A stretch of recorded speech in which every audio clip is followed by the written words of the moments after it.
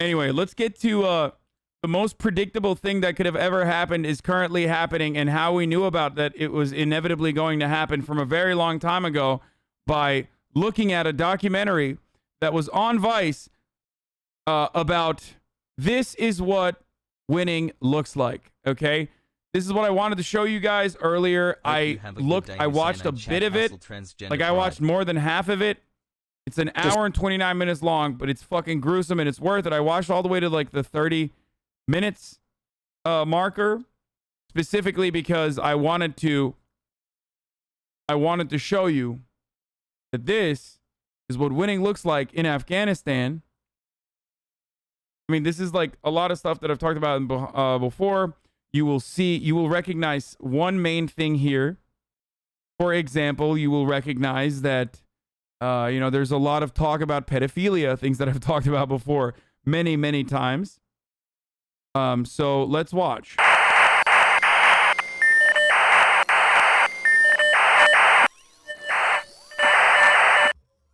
Hi, I'm Eddie Reddy. Today I'm with Ben Anderson, who's an independent filmmaker of documentary. Oh, now you're talking about politics? What a surprise.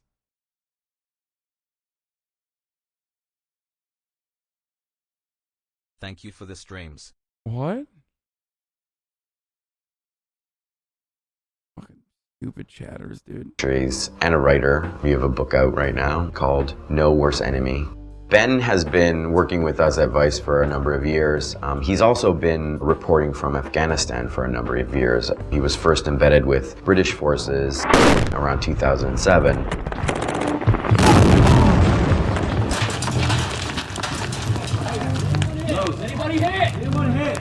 But he recently made a trip to Afghanistan in December of 2012. So we're gonna watch Ben's new documentary, which is called This Is What Winning Looks Like. It's a shocking and an eye-opening look at the state of Afghanistan today.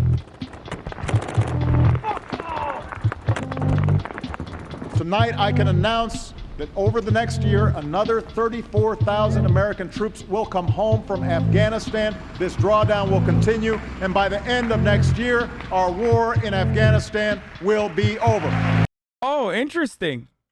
It's crazy. Yeah, remember, this documentary is like, I mean, I don't even think this is from 2013. I think this is even older. Like, oh, awesome, 4 months. Great stuff, keep it up. It's from 2012. That's from 2012, motherfucker. So when you say pre-watched or whatever, spoiler alert. Afghan forces defending Afghan people and enabling the government of this country to serve its citizens. This is victory. This is what winning looks like. And we should not shrink from using these words. You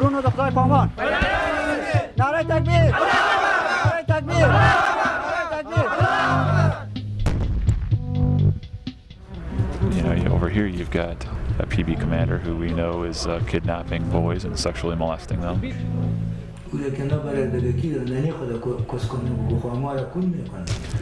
So try doing that day in and day out. Working with child molesters wears on you after a while.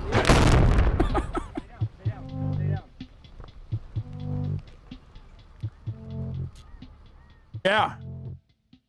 Trigger warning. International troops will continue to train, advise, and assist the Afghans and fight alongside them when needed. But we will shift into a support role as Afghans step forward. But we must finish the job we started in Afghanistan and end this war responsibly. This is what the American military is saying and the American government, but you don't believe it because you've seen to the contrary. Yeah, and the British and American Marines on the ground don't believe it either. I mean, all it is now is about getting out and saving face. Yeah, so and we're not leaving because we've achieved our goals, we're leaving because we've given up on achieving those goals. Right That's the only goal now, is to somehow look good as we pull out. It could even be worse than that, because all the fighting has been to introduce a corrupt, hated and feared government who in some areas make the Taliban look like the good guys. And when you remember that the Taliban were welcomed into power in the mid-90s because they looked like the good, just Muslims in comparison to the warlords, it feels eerily similar today.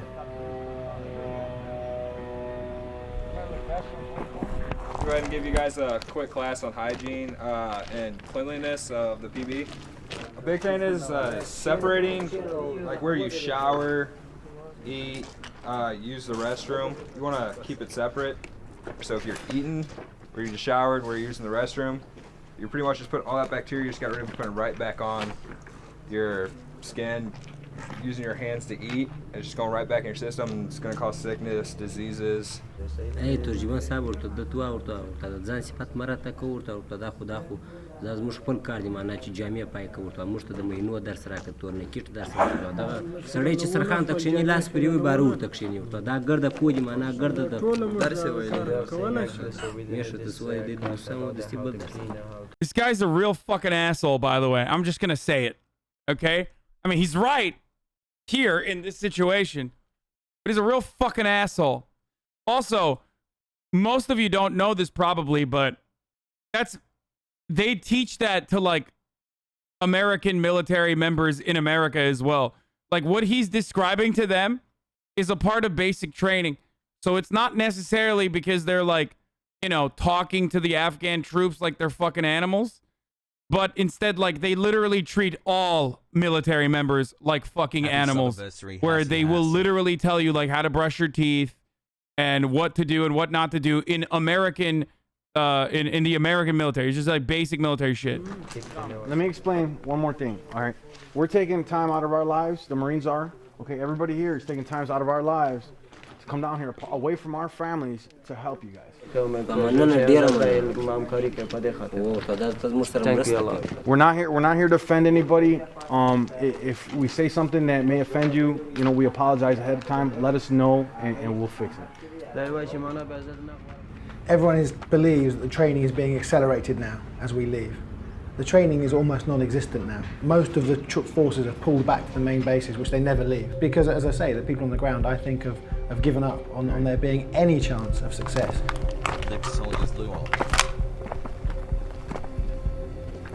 Bundy? It's because they think they're backwards. They don't do that with American soldiers. Come on, Bummy. They 100% do. I don't know if you're a vet or not. I think you said you are, but like, they do. What the fuck? They absolutely do. They even do it in officer training. In there.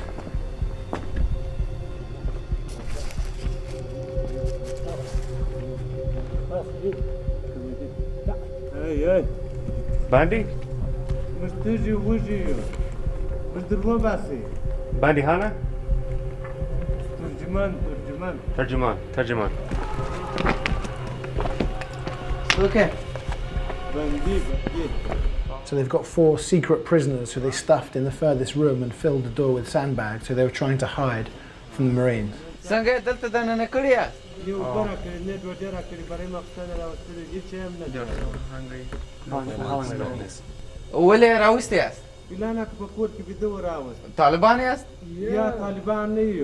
are? No, they are not Taliban. Oh. Hey. No. Terjüman. He's handcuffed. Okay. Okay. Really, just here. This is... Oh, there's 4 guys. 4? Yeah. Okay. All right, I'm gonna go talk to the PB.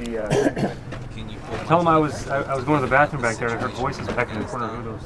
He's spreading a bunch of misinformation. اوس وکیل صاحب ما راغوښتي دي هغه سره خپل خبره خلاصه کړه بمجان ما ته څوک ورچنولې دي خادواله راوستلې چې ما نه علاقه وایم ته څوک چې زه سبا راځم د وطن سره راپورته کړی دي اوس ما د لې خپل دوی بیا یا دغه جوړه مې موږ ته نه دی معلوم بالا بس دغه دوی راپورته کړه په لاس یې ما ته راکړه ما ورته خوندې کړي دي اوس وکیل صاحب راځي بارې په لاس ورکوم وکیل نظرګل د خاده سره برای تللی او دا خلک یې راپورته کړل. Can we see if they're in our system with the eye scan? Can we do the eye scan? All of the Afghan dudes you see here are deeply addicted to fucking opiates.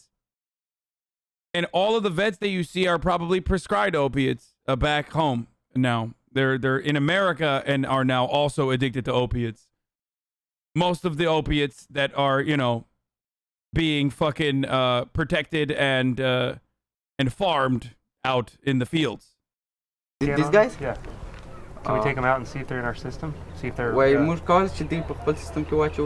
یا ورته بندیان ناستي تر څو پورې چې مشر رانیسي دغه رسوانې کې بیا You just read that on Twitter, lol? What? I'm literally watching the documentary with you. How could that have just happened?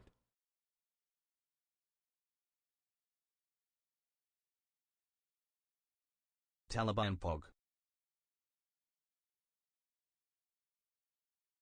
Like, what do you think? Like, I secretly pulled up like a tweet or something?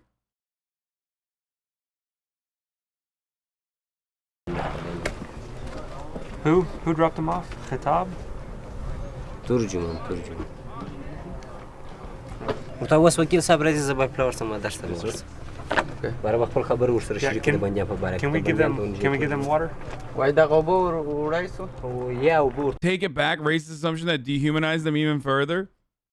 Bro, if you think that these motherfuckers, like the Afghan security forces, are good, you're out of your fucking mind, okay? What the fuck are you talking about? Okay, we're not doing this. We're not doing this. We're not doing this. Yes, I'm being. Yes, dude. Just keep watching, okay? Just shut the fuck up and keep watching. No. سم زه خپل ته ورسم ورنه Just wait. I don't want to piss them off. It's their show. They show their prisoners. If they kill them, they'll learn. That's a great way to educate the Afghan security forces, by the way. If they kill them, they'll learn. No, motherfucker, they won't. They won't actually learn. Also, what is the lesson? Like, they're under your command, technically. Like, they're training them. These are the good ones, dude. These are literally the good soldiers, okay? Just remember that. We gotta prevent that, though. Right. Doesn't the U.S. military have more, you know, capable kind of resources to do? This is literally nation building from the psyche up. Well, the idea has always been fight your way into a town, clear the Taliban out, then all these other people come in to train the Afghans in governance and build infrastructure and so on. That other bit rarely ever happens, and certainly doesn't happen anywhere near as much as it should be happening, so it's left to guys like him. How can we understand the mindset of Taliban? How can a nation be this uncivilized and behind hundreds of years in the whole world? I don't know, man. What if I fucking bomb you and murder your family nonstop and extract your natural resources, make sure you can't go to fucking school, and then you know, for hundreds of years I'll keep doing that over and over again. And then I'll call you uncivilized when you're like, well, what the fuck do I do here? I can't go to school. The only thing I know is, like, I'll learn how to fucking shoot a gun. At least, like, there's, like, some honorable higher cause with respect to, like, purging these foreign forces. Fuck do you mean, dude? What is this, like, uncivilized? Do you know how uncivilized we are here in the United States of America? When we are thousands of miles away from any sort of fucking foreign adversary, surrounded by 2 oceans? Think about how fucking hog-like we are, bro. Look at Florida, dog. Look at Alabama, motherfucker. Are you crazy? Think about how uncivilized we are when we have all of the resources. Then you turn around and you're like, man, I can't believe these guys are uncivilized. Like, what the fuck? They have nothing, dude. They literally have nothing. They have nothing. And anytime that they've tried to have something, we're like, nope, that's not for you. We're going to bomb the fuck out of you. We have all the wealth in the world. We have superior military that, like, basically justifies and reinforces our global hegemonic power. And we still have 50% of the fucking country that's like, I won't wear a mask. I'll die for this country, but I won't wear a fucking mask, brother. I will not get vaccinated. You're going to sit here and tell me that they're uncivilized? Look at the fucking place that they're living in, dude. Everything is bombed as shit. We are the uncivilized barbarians, dude. We are. They're making the most of what they got, motherfucker. Who, as you say, are trained to fight, not to do all these very complicated, difficult jobs. And later that day, a local politician arrived. He was the man behind the taking of the prisoners. Was the purpose of the whole mission, the operation last night, just to go get his brother back and get those Taliban, or was there another mission and they just happened to get these guys?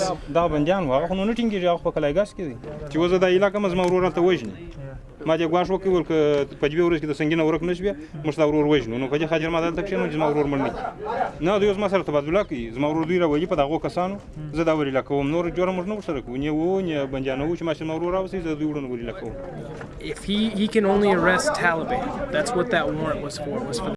Yes, the U.S. pharma companies do not get their opium from Afghanistan. I know. They get it mostly from fucking Tasmania. Most of it is like 75% of the opium production that American pharmaceuticals and legitimate pharmaceutical corporations use comes from Tasmania. I know this because I watched TrueAnon recently, or I listened to TrueAnon recently. So I'm aware of this. But the heroin production comes from the Afghan opium. Okay? That's where the heroin comes from. Okay? The shit that you put in your fucking body when you can't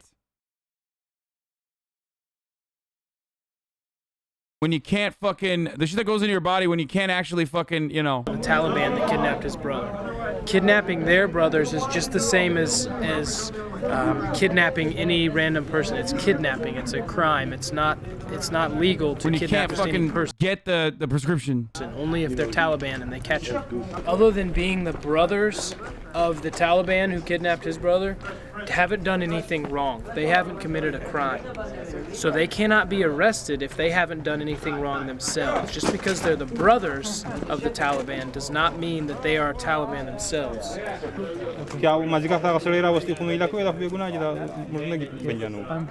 This shows how powerless they are. They don't really know. All they know is 4 guys have been illegally taken, are being illegally detained, not fed, not given water, and it's being hidden from them.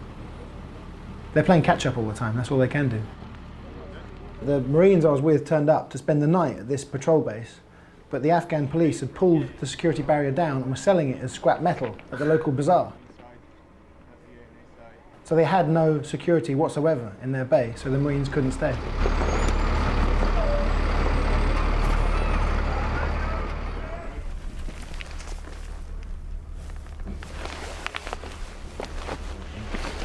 Sitting here, there? All gone. Basically looks like no blood or anything. Looks like they just took them out of here. So they were still here, but I don't know where they are right now. You got to find out where to draw the line as far as where you want to try to make them in. We don't want to make them into American police. That's not the intent of being over here. But we also want to teach them just the human rights piece of it. That if you do have a detainee or a prisoner, that you still have to give them water. So while the Marines were somewhere else, they snuck them into the back of the truck and snuck them out the gate. Leave it! It's sort of a slightly half-hearted effort to make them stop, because they haven't got the power to make them stop. I got a good look at. It is a bit of an oxymoron when you have like American military teaching the concept of human rights. You know what I mean? It's like it is a rather weird. You know what I mean?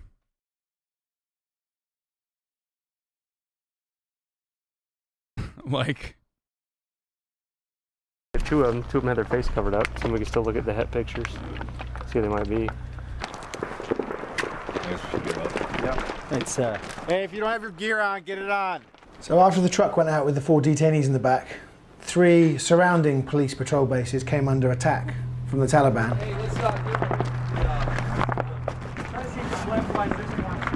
Southeast. How far?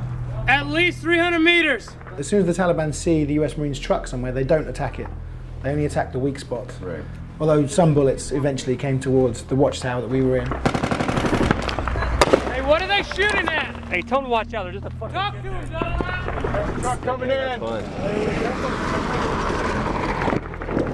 بخته هغه ته کوچنیان دا وای چې تکان مکو چې کوچنیان باندې لګي شدلی پرو کړی سو دنه بخته سو تکان وکړو هیڅکه Don't shoot until you can see him. وای چشته وای تر څو چې نه دلې نه د کتل ورته عدالت نه چې ورته خدای دغه سیس مشاوره مولي ورته زه دوه وخت ما تر اوسه نه دی ور کړی inside the camp and how can I see them if I don't shoot they will stop Wait till they come But out. then if you don't shoot, if you don't see him, then you can't hit him with the bullets. You're gonna waste ammo. وای چې ته مهمات په اماسه مسافه چې صبر وکړه چې تر څو ویني بیا Kids ran into the tree line. وای چې هغه ته کوچنیان هم دا اوس مو ولیدل روان ولا کوچنیان روان دي چین نسته کې کې نه مور راځي You got any eyes over there to the left? Negative. Got nothing. Where, sir?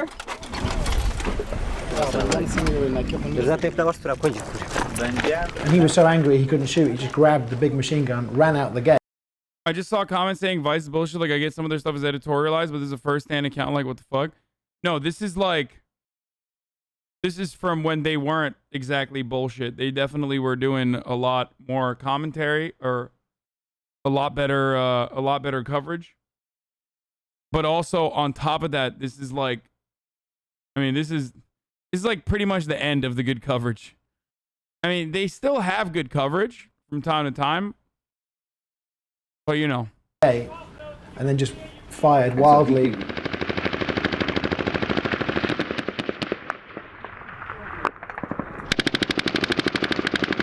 He's just walking and shooting. He's not aiming at anything. Around in the corner? Yeah, they're just walking down the alley shooting at nothing. They're just walking down the alley like this, shooting.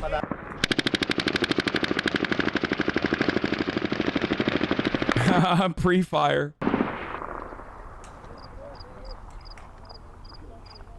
وقتل برای ورای که سبی ورای که مهمات برای که Not if we don't have it. I just want to remind you, for no particular reason, that this entire video that we're watching, or that what this video is documenting, cost $90 billion. Just this part alone, the training, $90 billion. Okay. خپل نستیمو بسته و اخر مر برای په دغه تیګو جنگ ورسره کو ګوره دا تیګي و If you run out of ammunition, you will use these racks to fight the Taliban. All right. Good to go. Because you know how like people will always be like, healthcare ain't free, brother. What do you mean? Free healthcare ain't free, brother. It's like, yeah, well, neither is teaching these dudes how to do a tourniquet and you know, shoot weapons and stuff. There is a price for that. It's called $90 billion.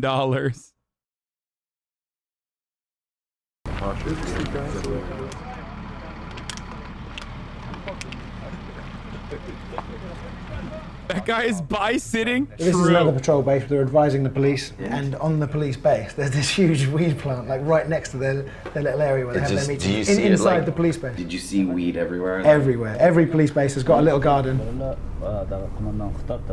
Wait, someone said, so? It literally made the difference in the lives of thousands of Afghan women? Are you fucking dumb? Hasan. No, it didn't. The moment that the U.S. troops withdrew, every single one of those bi-sitting Andes over there literally were like, yeah, all right, we're done. They put their guns down and were like, yeah, go ahead, take over. It took 72 hours to take... It took 72 hours of the Taliban to take over Kabul, dude.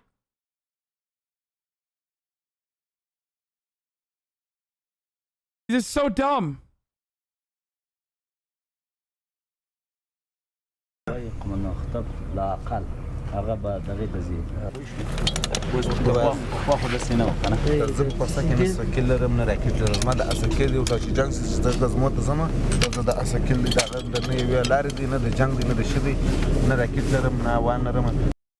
had 20 years of non-Taliban rule is what he's saying, you numbskull. First of all, even that's not fucking true.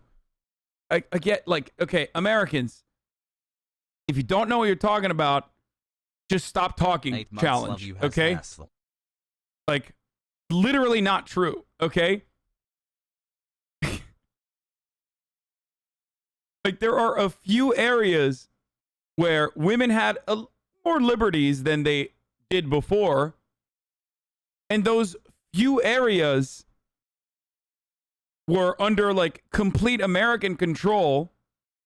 But outside of that, it's like Americans literally fucking brought in their, as Hillary Clinton also pointed out, Americans brought in their pedophile warlords, dude. Like they were basically like, we're bringing our own pedo warlords instead of your pedo warlords. You know what I'm saying? Like 12 months of STR8 molding hassle. Just keep watching. Well,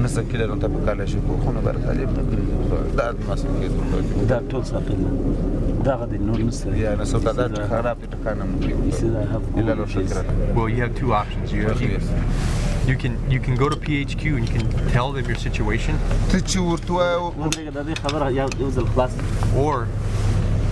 Or you're going to have to learn to work with what you have. But I recommend you go to PHQ and you tell them your situation and show them that weapon. By the way, we're literally watching an entire documentary that details the harrowing experience of the U.S. forces that had to turn a blind eye to the mass enslavement and rape of Afghan children in the hands of the same military forces that they were training that cost $90 billion. And this motherfucker's telling me like, dude, it was worth it, bro. Like, you know, a couple Afghan women were able to go to fucking school. Like, what the fuck are you, like, what are you talking about? Please don't promote that fucking trot rag. WSWS is dog shit. It doesn't matter. I don't care about what this fucking thing is saying. It's the New York Times also covered this as well. And demand that they give you more weapons to replace that. They don't understand that, yeah, actually, there has been a transformation. We are supposed to take the lead. They're still expecting the U.S. forces to take the lead. Well, and that's what amazed me is how it hasn't got through to the Afghans yet. I mean, one Afghan soldier said to me, oh no, it'll be great when the Americans leave because all the money they had for weapons and equipment, we'll get that money. And I was saying, it doesn't you really won't. work like no, that. No. And also someone somewhere, I'm sure, has said, remember when we supported the Mujahideen against the Russians, and remember we left all those weapons there, and we had to spend years and millions of dollars getting those weapons, particularly the Stinger missiles, back. We're not making that same mistake again. So these guys have got AK-47s, a few RPGs, unarmoured pickup trucks, a few Humvees, which are not safe enough for the Americans or British to drive anywhere, and that's all they've got.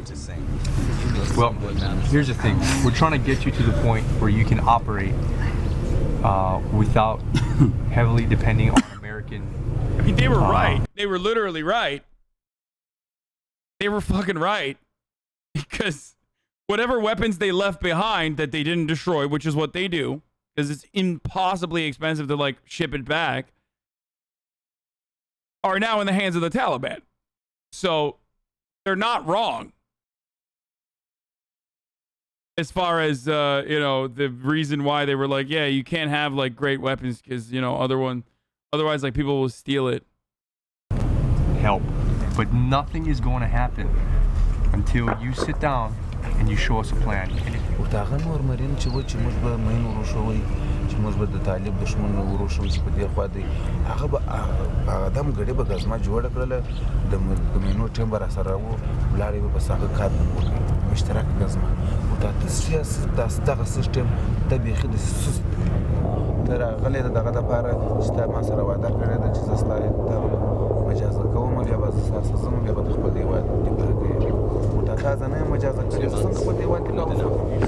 need to come up with a plan on how you're going to use all your men and attack this IED factory, and we'll be behind you, helping you out. But you're right, times are changing. The Marines are no longer going to take the lead anymore. You have to learn how to operate as if we are no longer here.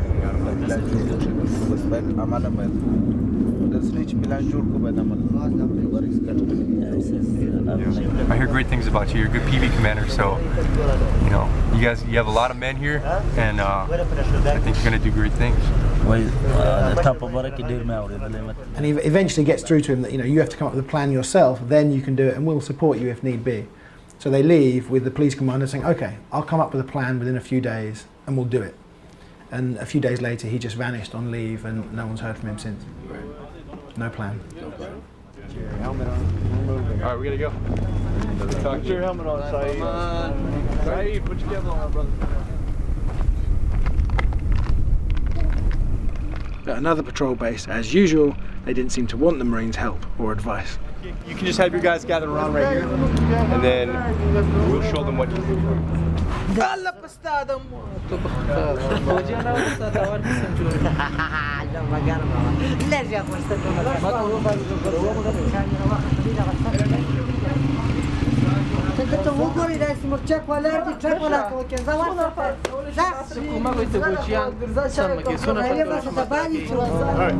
Well, based on the sandbags that we have, that's all we got.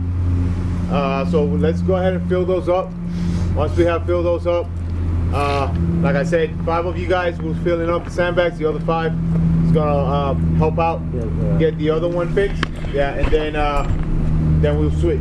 Hey, if you guys don't want to do it right now, I completely understand that. All right, but we're here to help you guys out. If you guys don't want our help, we'll leave the sandbags. You guys figure it out. We're taking our gear with us. We're here to help you guys out to make your tower safer. That way you guys don't get shot from all directions, all right?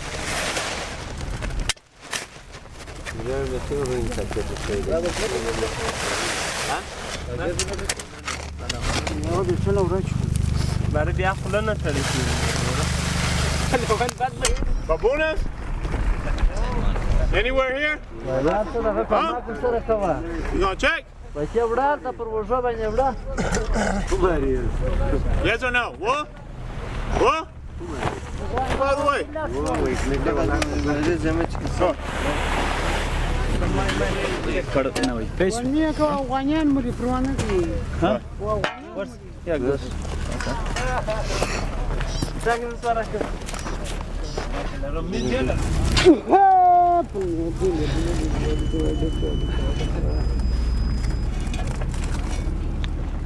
Policeman at the checkpoint was smoking weed, which is kind of normal. But 2 of the policemen filling sandbags now are out of their brains on something else. Something stronger, opium or heroin. Literally nodding off as they stand up or sit down, filling the sandbags.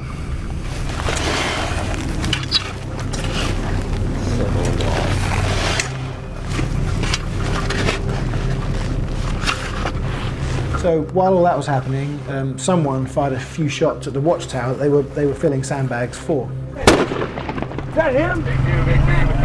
What's he shooting at? What are you shooting at? What is that? Shooting back to the west. They don't have positive ID. What are you shooting at? What are you shooting at, brother? But the PD commander wants to shoot where? To show force. I'll copy. Huh? You see Taliban? Where'd you see Taliban? Yeah, where? That was, huh? Urta daga chuo de chaki urta dogo bag chosi ki urta dalina si urta wa. Taliban is staying in the garden and sometimes they're gonna shoot us. They're in the garden, they're gonna shoot at us? Yeah. Urta yo taki da chuo do taki chokra. Pull before something like. They haven't seen who just shot at them. They just want to get some shots fired back as a sort of show of force.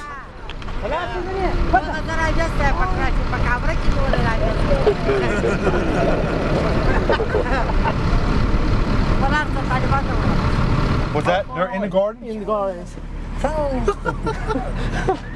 You gotta make sure you see them. You gotta make sure you see them because you're just firing rounds down there and you don't know what you're firing at. You gotta see them before you fire. But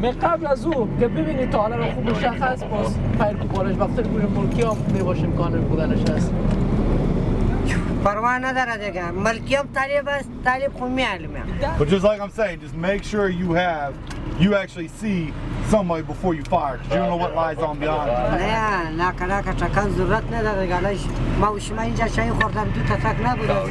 Professionals don't do that. You know, professionals make sure they know their target and what lies beyond their target. Professionals don't just shoot out in the crowd. They're supposed to be professionals. You guys are professionals, that's why you don't do that.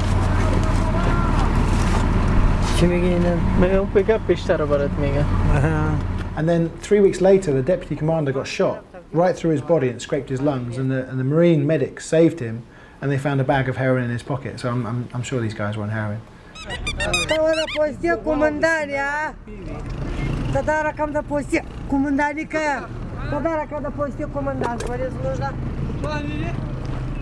Are you putting your men back on the sandbags? You gonna have them carry them out here? وي خپل کسانو ته وویل چې دغه ټول دغه بوجي راولي. سمه ده ورته. چای پرې راځي په دغه څو بجو سره دغه بوجي ته دغه خلاص. The lesson of the day was filling sandbags. The police got bored of that very quickly, pulled over a car at their checkpoint and just got some civilians and then some kids to fill and carry the sandbags for them.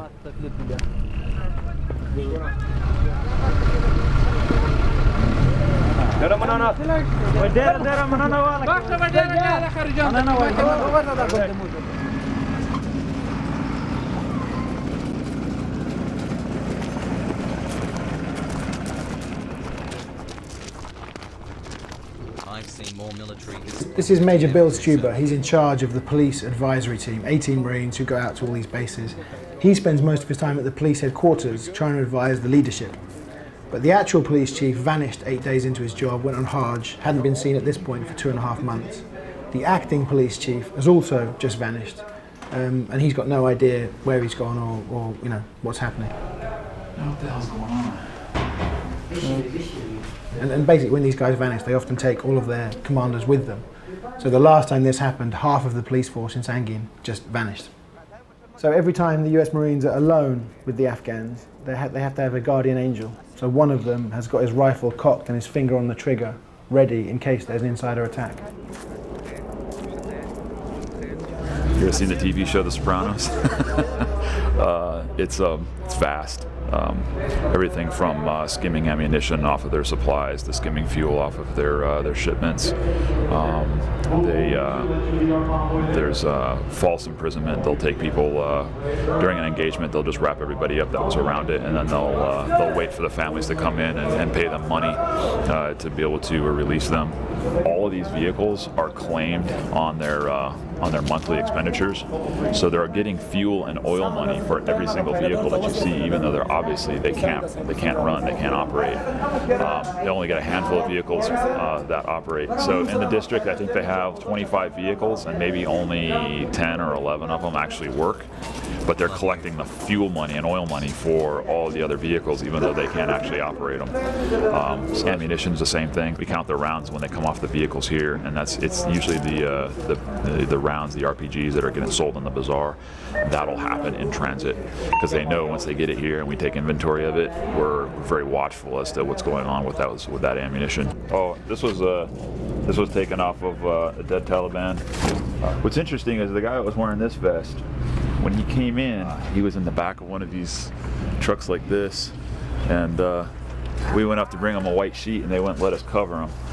You know, that was kind of disturbing. I mean, there's just a kid sitting back there, you know,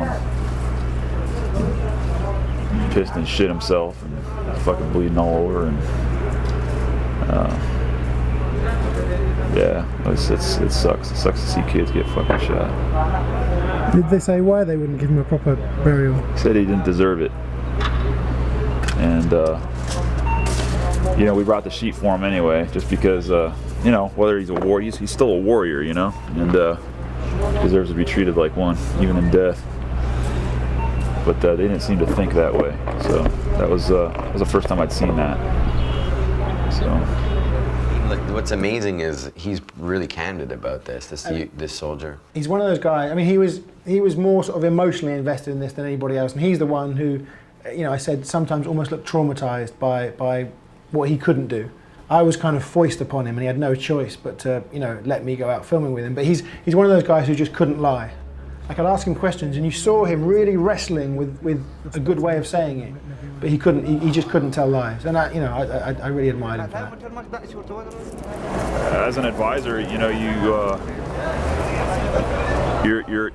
you're a dog with a lot of bark and without a lot of bite. So, you know, there's some things that in order to get the mission accomplished, I'm not going to say, you know, we don't turn a blind eye to anything. We report everything, but there's certain things that, you know, that normally where you would just be like, hey, this is just a no-go. We're not going to do this. That in order to get the mission, accomplished, in order for them to actually go out still hold security and hold PBs, you kind of gotta let it go. You know, things like if we were to go in and shut down all of their schemes, all of their corruption schemes, you would render them completely ineffective.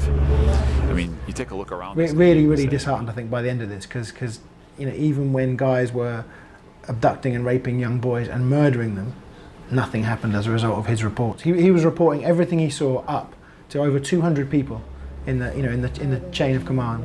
Nothing was ever done. You've got guys like this right here, who are the S1 officer, the administrative officer, and investigating officer, who are here from Kabul. They're academy-trained policemen, professional. They can read, they can write. They believe in the rule of law. They believe in securing the population and the people and treating them right. I mean, these are the guys that are easy to work with. But then you have over here a PB commander who we know is kidnapping boys and sexually molesting them, and, robbing the people. I mean, he treats the people of Sangin like a piggy bank that he can just shake and rob, and you know, that's really difficult. You know, how do you work with a guy like that? The natural part of an advisor is you want to. Yeah, he did report those. Guess what happened? High command told him to fucking look the other way. That's what. Just for the record, for those of you who don't know,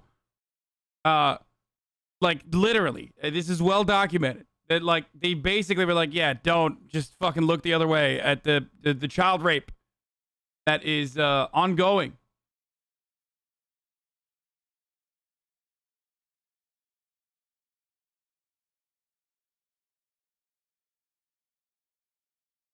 Have the most effect on things, so it's easy to go work with a professional AUP like this, but really where we need to be is working with guys like that.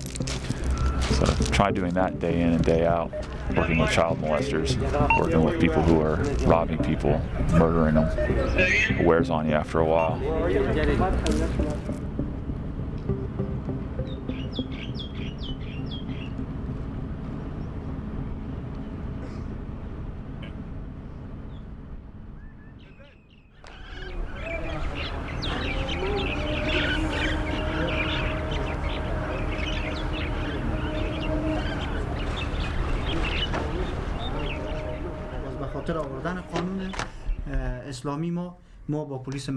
So that's Hamid Khan, an Afghan army commander, and he was the one note of kind of cautious optimism. I mean, the US Marine said he's the best Afghan army commander they've ever seen. Like, really good guy, really motivated, had all the answers to the right questions. Not stoned. Not stoned. And I think if he saw his, well, there were quite a few soldiers that were stoned, but I think if he saw his men doing things wrong, I think he would stop it.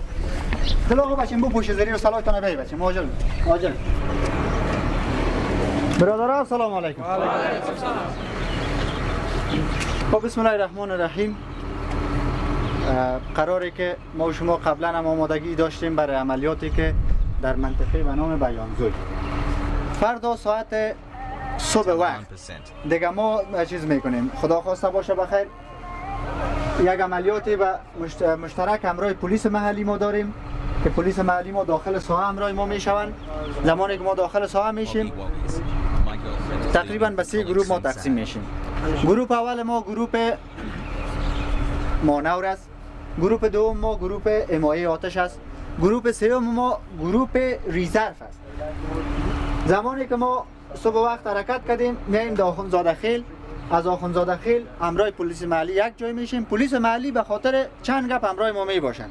پلیس محلی نسبت از اینکه شناخت بیشتر در مورد دشمن دارن، یک دیگر راهی که دشمن مین نداره، راهی که به اصطلاح مین نداره و دشمن اون نقطه را به اصطلاح مین گذاری نکرده برای پلیس محلی معلوم است. به این معنی که ما اگر داخل ساحه شویم هم با مین دشمن سر بخوریم هم با خود دشمن سر بخوریم، این ما و شما را به یک مشکل بسیار وسیع برمیخوراند در جریان جنگ. بیا خودت دوجا. آر پی جی کی است؟ آر پی جی برو دوجا برو. بیا دیگه آر پی جی. There are all kinds of other issues with the army. They're still completely dominated by the northern ethnic groups. There are very few southern Pashtuns, like 2 to 3% of the army are southern Pashtuns. So a lot of southern Pashtuns see the Afghan National Army as being almost as foreign as we look to them. Back in 2001, 2002, we could have created an actual national army, but it's an exaggeration to call this a national army. It's not a national army, it's the Northern Alliance. It's the historical enemies of of the Taliban.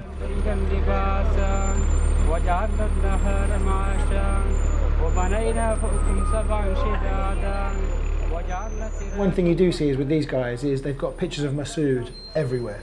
Right, who was the leader of the Northern Alliance. Yeah.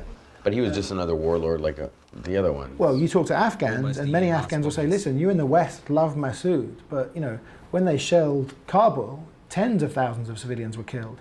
And entering into these southern villages with pictures of Masood everywhere it's almost like me driving around New York with a picture of bin Laden, you know, in the window of my car. That's an exaggeration, but you don't look like the army who have come to protect and serve when you come in with pictures of Masood and pictures of Dostum, who's probably the most brutal warlord in Afghanistan's recent history.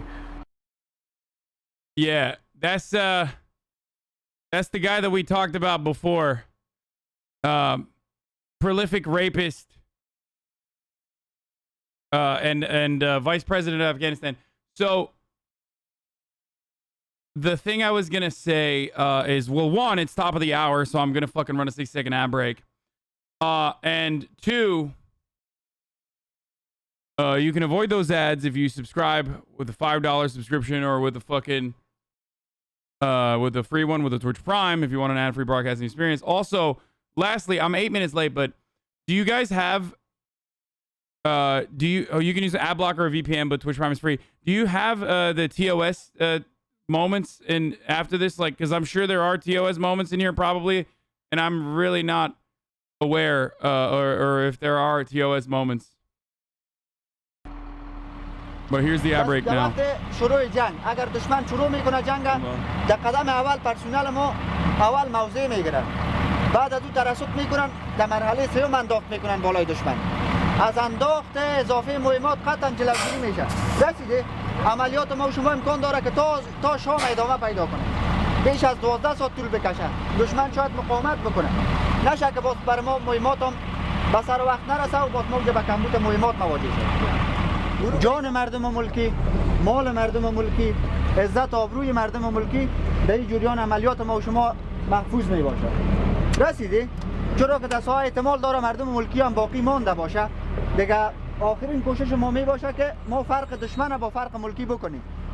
There was a big drive to try and get southern Pashtuns to join the national police and the national army. It failed.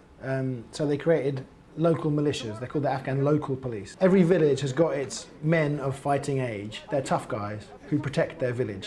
Some are Taliban, some are anti-Taliban. And we just said to all of them, regardless of their history, if we put you on the payroll, will you fight for us or not fight against us?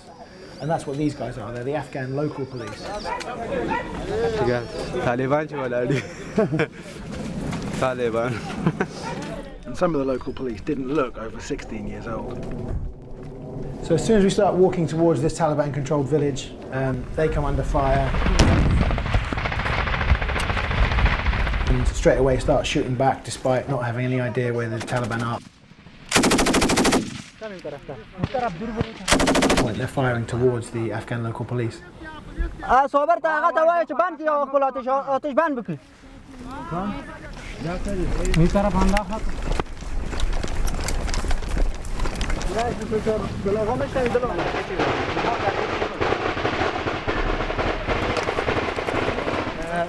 Overside of the river, lots of pieces. You're crossing by boats and ships and coming here, shooting, then going back and crossing the river.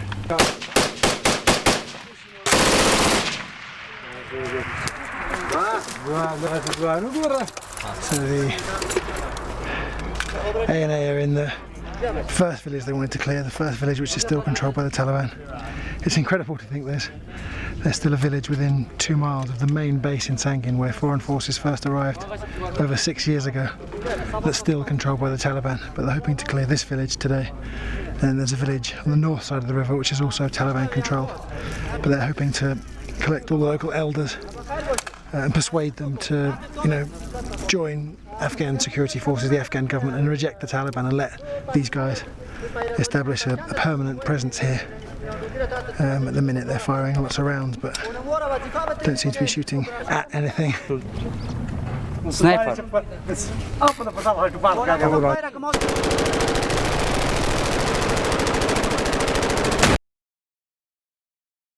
It's called pre-firing. Incredibly effective technique.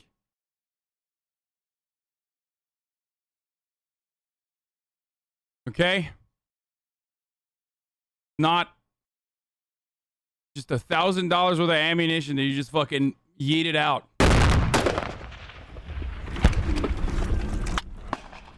Are there anyone near that? I don't believe That guy who's just firing as if he's having a fit, 3 days later fled with loads of weapons, a few rockets, planning to kill the commander. Why? He defected to the Taliban. Holy shit. Insider attacks against Americans and British have got lots of headlines. It's far worse, insider attacks against Afghans. Right. Far worse. And he had 3 people working with him, and they either lost their courage or something, but they were still... Dude, who could have seen what is happening right now? I mean, this video is kind of fucked up because, like, it's in the future, right? I mean, who could have foreseen that this was a bad policy that we had, that we spent $90 billion on? That's crazy. For 20 fucking years. Oh, wait, this video is from, like, literally, 9 years ago. So, yeah, we could have foreseen it. Within that army unit, and no one knows who they were. Yeah.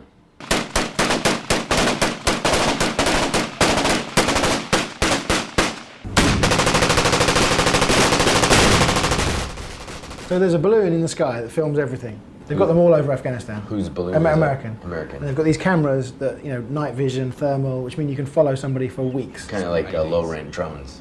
They just sort of sit there. But they can stay up there in one place for weeks, just attached by one cable. So someone is watching all of this, and he says, it's 4 guys, not sure if it's Taliban.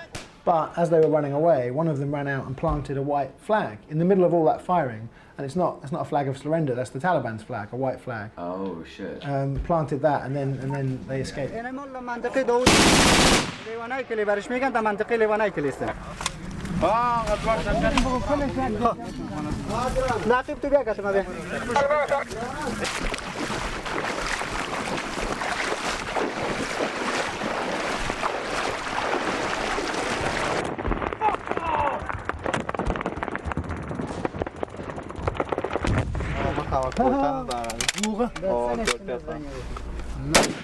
YTF family watching and...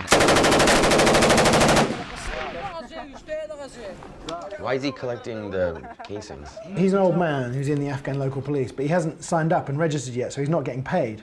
So he collects all the casings to sell as scrap metal at the local bazaar. So the Marines accompanying the ANA are not really advising at all. They let the ANA plan and execute the operations themselves, and they're just here just in case things go badly wrong and lots of people are about to get killed. But apart from that, this operation really is Afghan-led, and I've never seen that before. I've seen lots of operations that, where the claim has been it's Afghan-led, but it's a farcical claim. This really is an Afghan-led operation. Good. Dushman, Taliban finish. Finish. No good. Run away. Fuck you, Taliban.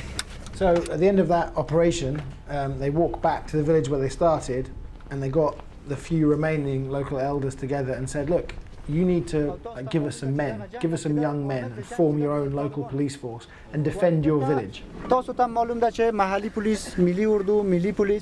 ټول غواړي چې ساعت د دشمن د مینون هم خلاص شي او د دشمن هم خلاص شي. څو ورځې مخکې تاسو ته معلومات و چې دلته په همدغه بیانځای کې څو نفر د طالبانو د مین ملکیان شهیدان چې تاسو دشمن خو داسې دشمن ده چې یونیفرم نه لري. د تاسو او د دوی په منځ کې فرق نه کیږي، فقط څوک فرق کوي تاسو یې چې فرق کوي. زموږ غوښتنه دا ده چې دولت هم اوس حاضر ده چې تاسو ته سلاح ورکړي، تاسو ته حمایه وکړي. تاسو یو نفر چې محلي پولیس ته راځي دغه یو نفر نه ده، یو کور ده، یو کلی ده.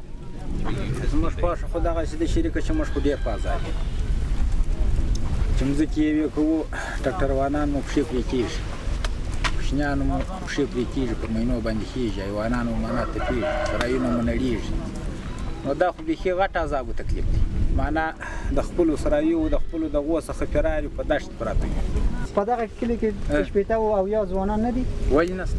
تصمیم ونیسو موږ یو تاسو تر څو پورې د تاسو پښې پرې شي خدای فضل دا هغه سپین ګیری وګورئ کاکا وګورئ د خپل کلي کور د خلکو په خدمت کې نن سلا اخیستې ده د محلي پولیسو سره ولاړ ده همدغه څه ده که نه دغه تاسو د هغې نه ځوانان هم یو فزیکي قوه هم ورنه ډېره ده ورنه تکړه هم یی دغه حاجي صاحب ته وګورئ دغه محلي پولیسو کې ولاړ دی ودرېږئ محلي پولیس جوړ کړئ دغه بیانزو کې 15 طالبان راځي په خپله خوله وایي ته ورته وایې چې مه راځه تا خبره یې قبوله نه کړه هغه دی بېګا مین ورباندې پټاو شو موټروان یې والوځولو که غواړئ چې په سوله او امنیت کې ژوند وکړئ خپلو ځمکو باندې په ښه شکل کار وکړئ خپل ماشومان هم مدرسې ته ولاړ شي مکتب ته ولاړ شي په راتلونکي کې روښانه ژوند ولري زه چې باسه ستا په کلي کې عملیات وکړم ته تا ته به خوند نه کېدار یا به ستا پر دماغ بده پرېږدي موږ غواړو چې ته زموږ سره کومک وکړي زموږ سره همکاره سي ټوپکان واخلي تر هغه وخته پورې چې ته استعمارمندي رسېږي زورمندي مو رسېږي چې ته تقویه کېږي د دښمن سره مسابقه کوي تر هغه وخته قومندان صاحب حمید خان دی قومندان صاحب توري علي خان دی ته راسي د خدای پر لیاز دغه قرآن پر لیاز د علیه السلام بارک پر لیاز باندې بې اتفاقي مه کوه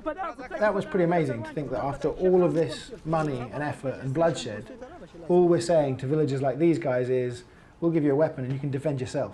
So we're asking Afghans to pick sides and side with the Afghan government right as we're leaving and right as the Taliban are as strong as ever. And if I was an Afghan living in Helmand province, it's like, hey, pick the losing side. Yeah, or I wouldn't pick any side. I'd be nice to whichever strong man was in my garden at that point. Then, in the middle of all this, there was a visit from the American ambassador and the British deputy ambassador. I was told it was a symbolic visit. Sangin has always been known as the most dangerous town in Afghanistan. So the American and deputy British ambassadors visited to show if they can visit this hostile town of Sangin, then progress must be being made. They walked about 150 meters, had lunch, had a briefing where they were given nothing. War is such a fucking racket, dude. But glowing reports about how wonderfully everything was going. So they're not, you're saying they're not staying and fighting, they're starting to move out? Yes, sir. A little bit earlier here specifically because of some of the operations that have been taking place in our battle space, sir. We ripped out with 1-7 about a month ago and significantly reduced a lot of the Marine presence in Sangin and northern Helmand, and we've seen ANSF continue to uphold all those patrol bases throughout Sangin.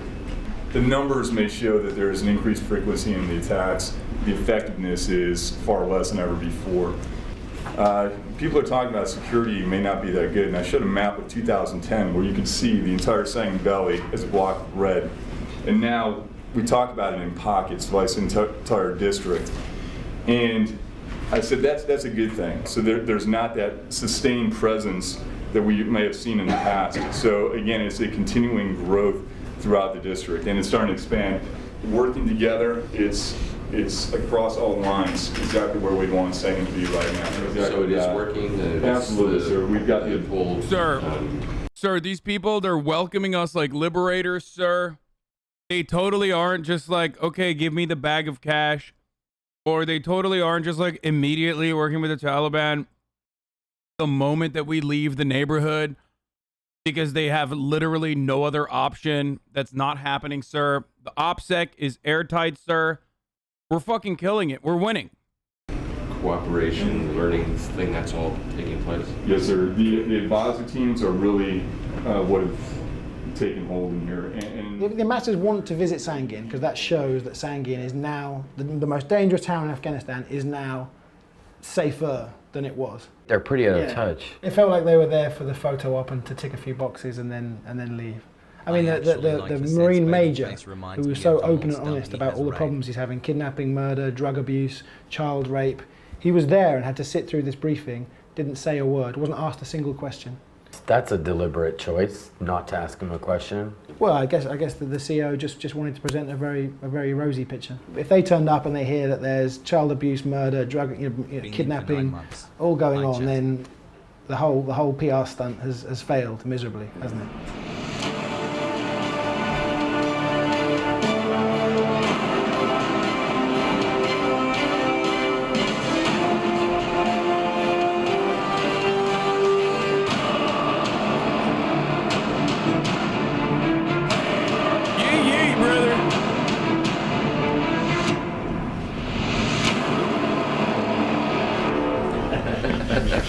The governor is right behind you. Thank you very much. Thank you. We're very committed to our relationship. This is a small gift of the local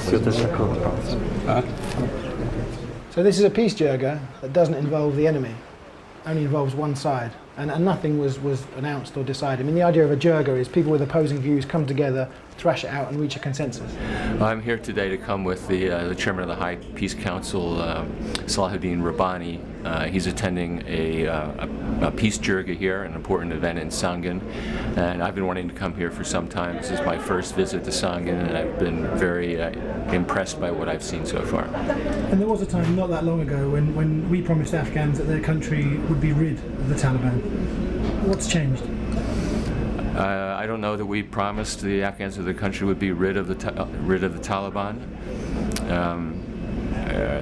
We've always understood, I think, that there's no way to end an insurgency, this insurgency, through military means, especially since the leadership enjoys its presence in Pakistan. So the prospect or the job is not to rid Afghanistan of the Taliban, but to create a way so that the insurgency ends and Afghanistan is secured. The Afghan security forces are responsible for security lead over 75% of the population now today, and that process will continue until they are. What does it mean for us that the Taliban is closer to taking over? No, the Taliban has taken over. Okay, they've completely taken over. That's number one. Not here, not at this point. But what does it mean for us? Literally nothing. Okay, that's it. There you go. In the lead for the entire country. We have developed now a way to move forward that will make Afghans responsible increasingly for their own future and for their own security and their own processes, and that is as it should be. I think post-2014, we can't really tell what will happen. The door is open, as I said earlier, to a reconciliation process that will bring Taliban back into Afghanistan if they choose to take that path. And our win rate has never been good. We've been taking we've been feeding ourselves a steady diet of fucking L's since World War II. Okay? L after L after L. It hasn't stopped. It has not caused the American imperialist attitude to decline. Unfortunately, that's not going anywhere. It doesn't mean anything as far as like the Taliban controlling Afghanistan doesn't really change too much. It just means we don't have fucking military presence there to the same degree that we had. That's it. If you think that this is going to like allow the Taliban to fucking destroy America or some shit, you're a psycho.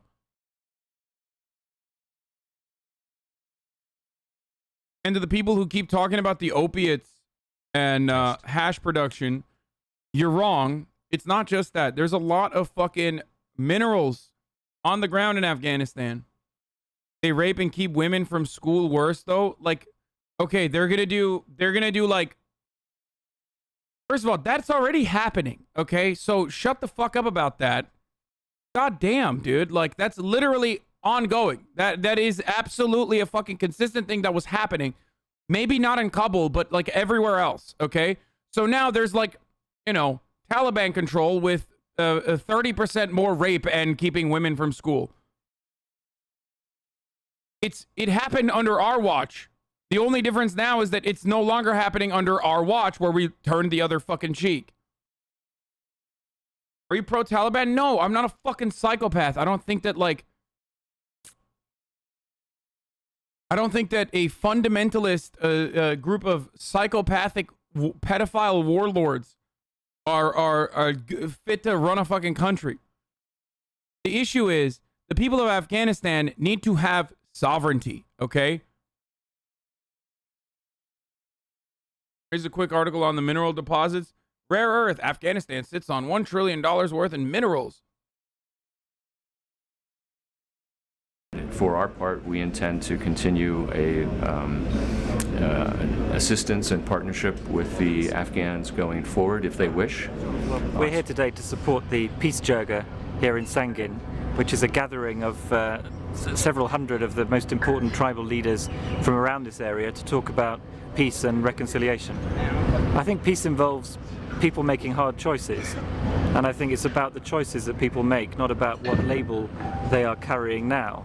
If the Taliban choose that they want to participate in politics in Afghanistan, if they choose to renounce violence, if they choose to take part in elections, in choosing of people's leaders, then any group that makes those choices can be part of a settlement here.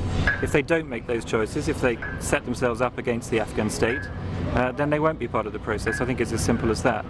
But sorry, I mean, what's changed in that we're now open to the idea of the Taliban having some say in how the country is run? You know, a few years ago. How would you say Taliban coming into power doesn't mean anything when it affects Pakistani-Indian relations and also affects our allies' enemies on choosing if they recognize the Taliban as a legitimate government or not? I think the United States is going to recognize the Taliban as a legitimate government.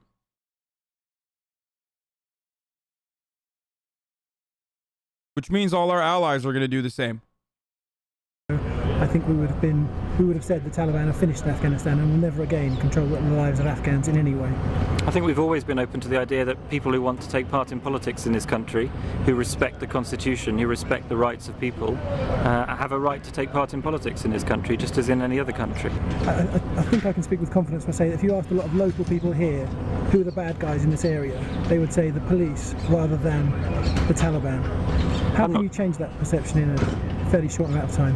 I'm not sure I agree with that perception, Ben. I think, again, talking to the Marines who are here, who are out on patrol with those policemen every day, they say that the attitude of the Afghan population here in Sangin has changed hugely over the last few years.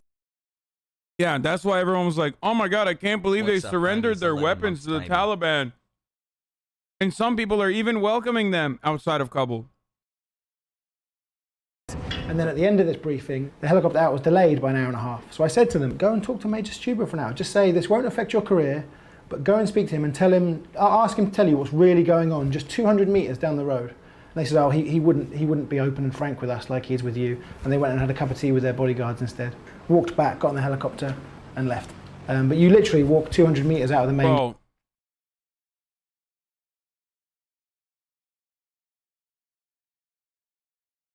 To analyze this, like, historic conflict amongst warring tribes and competing interests that ultimately can be reduced back to, as is everything, having control over commodity production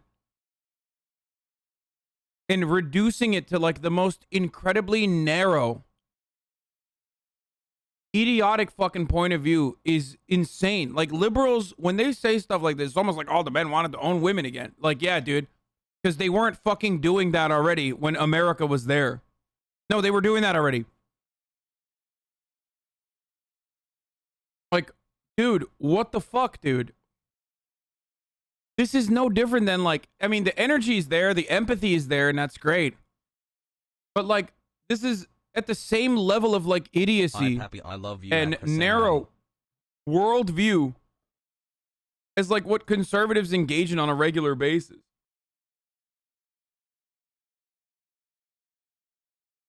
They see us and this as a foreign invader.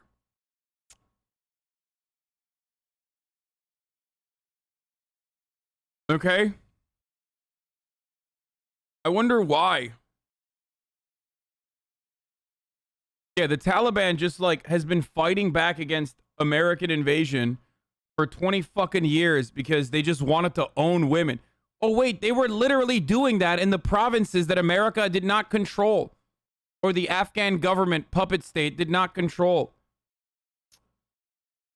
Gay. Pausing, we're not here for your commentary. You literally are here for my commentary. You'll see that you know, it's not true at all. The exact opposite is true. So ISAF put out a statement after this saying the diplomats visited the once insurgent hotbed of Sangin and saw firsthand. And to the people who are saying, like, oh, it's going to be a Chinese puppet state or whatever. Okay, so what, motherfucker? Let them deal with it. How about that? Okay. I'm sick and tired of people being like, oh, well, what about China? Okay, dude, then we got to fucking do more murder, I guess.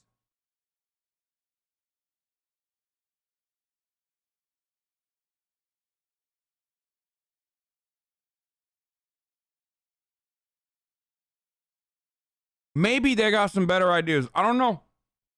I don't think so. But it can't be worse than what we did for the past 20 fucking years. The progress being made there, which I think was the point of going there, really, not to actually talk to guys like Major Stewart. It can literally be just as bad. These guys are, or maybe marginally better, officials. but it can't And be worse. This is literally the they worst. created this local council, elected by 2,000 residents of Sangin. But I spent a whole day with them, and not one of them had a single good thing to say about what we've achieved there. د ځان دغه کې چې د تلفات کم سي او د مشکل کم د زمر سره وعده کړ چې په څورسه کې به موږ د دشمن جدي بارس بیا به موږ ځو او دشمن هغه سره پروت دی نو زمر په لسان په هغه وخت کې د بیل زیات موږ پوهیږو چې زمر په لسان ته مرګ جوړ یا جست وی الحمد لله خدای پروژې چې دوی کړی دي دغه مصرف چې دوی کړی دي د دوی مصرف هغه اندازه چې دوی لګولې ده هغه د ولس په ګټه سلام یې سم نه د کار سوی یا کانټراکټ والا وړي دي یا خنده وړي دي یا بل وړي دي یا بل وړي دي دوی چې راغلي په افغانستان کې وو دوی راغلي په افغانستان کې مطلق یا د خودلته کار China is committing genocide? What the fuck is this fake? Will change your pro-Taliban stance. What?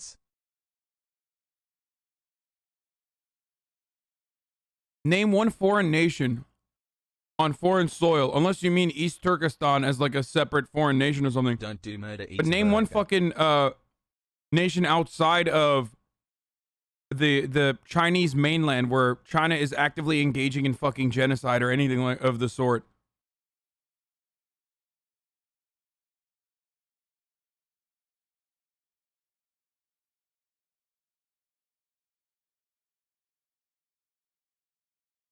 Africa? China's doing genocide in Africa? That's crazy.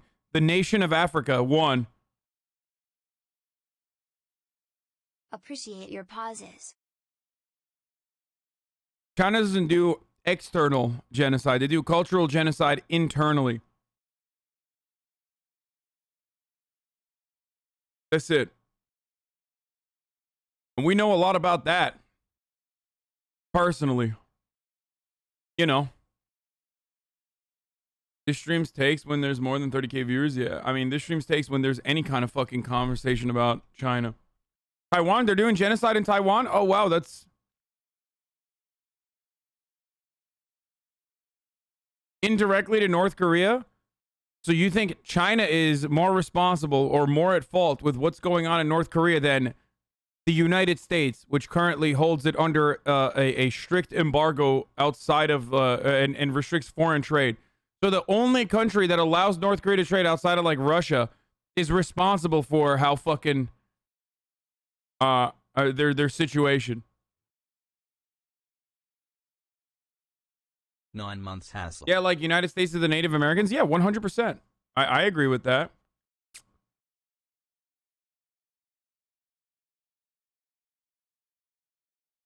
چې دوی راغله مګر دلته کار سره ونه رسېدی هغه مشکل دوی نشي کولی دوی د معنا اوس خپل ځان خلاصوي مطلب موږ پوهېږو چې دوی زموږ کوم امنیت تامین شوی دی چې دوی ځانونه باسي دوی کومه فابریکه را جوړه. America ruins the country and now you want to save money so you can paint your nails and get a haircut, you dog. Yeah, dude, I get a big fucking fat check when America saves money by not continuing to occupy Afghanistan.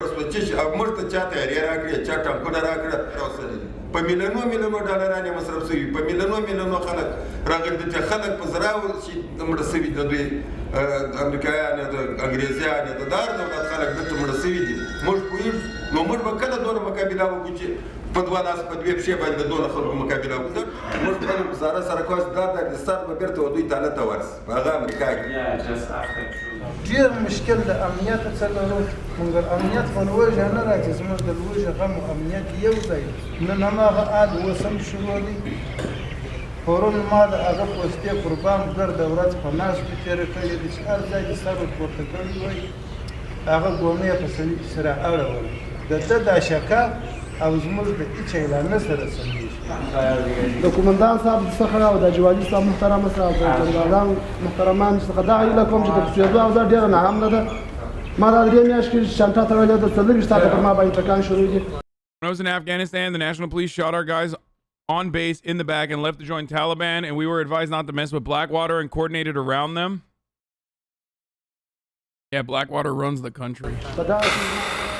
That's pretty bad. And that, if anyone would be pro. You said let China deal with it. We outsourcing murder to China? Yeah, I guess so. I literally don't understand how anyone who considers themselves to be a fucking leftist can look to what has happened in Afghanistan for 20 fucking years and be like, I can change what's going on in this country. That's kind of at the heart of why we advocate for the things that we do, because like, you theoretically are supposed to be able to advocate for change and then see that change happen. And when you have that opportunity to fucking advocate and pull or decrease imperialist expansion, you go, wait, hold on though. What if our fucking foreign adversaries then turns it into a colony for themselves? Without, we don't even know if they will do that, but what if they could do that? The hypothetical alone is reason for why we should continue this occupation. That's psychotic, okay? I personally think that is completely fucking psychotic. So that's why I said, yeah, let them try. Let them fucking try to deal with it. It's not going to happen, but let them try to deal with it.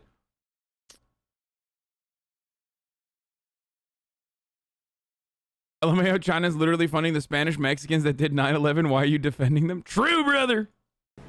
Foreign intervention, it would be those guys, elected local officials.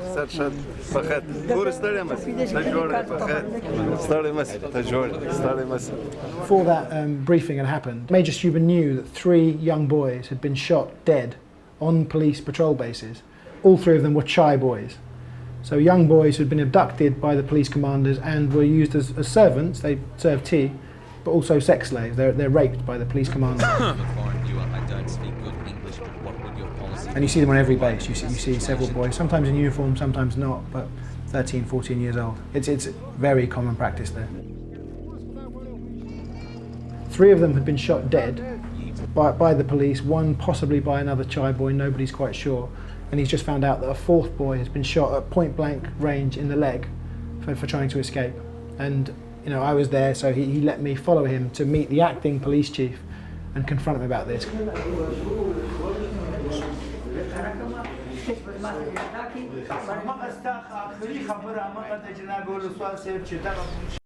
See, not so different after all from our elites. You know what I mean? Yesterday, we had unfortunate news come in. A young boy, about 13, maybe 14 years of age, was shot. Now, there's a couple of things on there that you and I have talked about. We've had all the PB commanders in this very room about having young boys and civilians on PBs. I have mentioned it more than 20 times. I know. Why was there a boy on that PB? What did that commander say to you?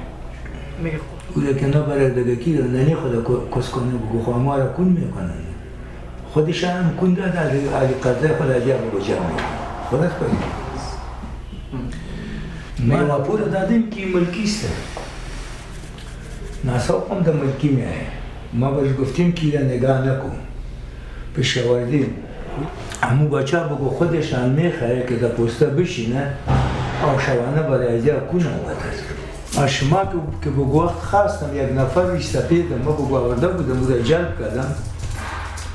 Yeah, I know what he said.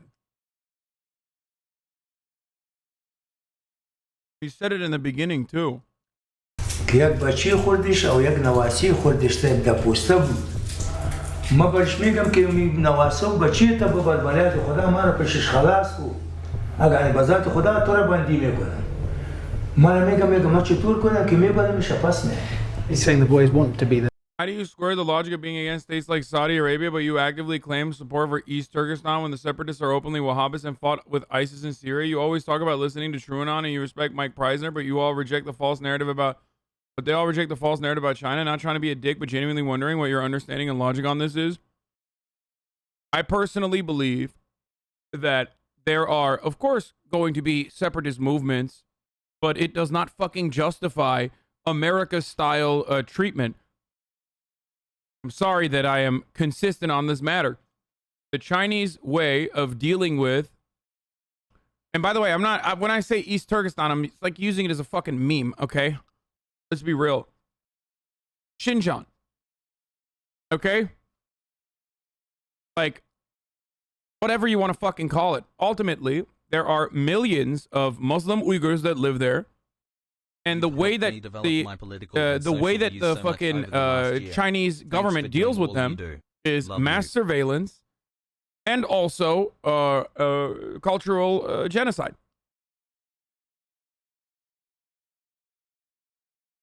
Like, are there Wahhabists? Certainly.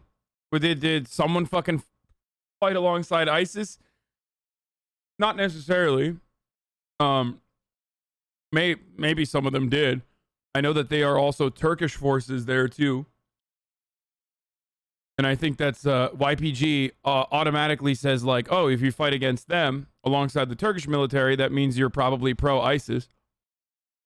So I can see why Brace would have that approach, considering he literally did go out there and fight there.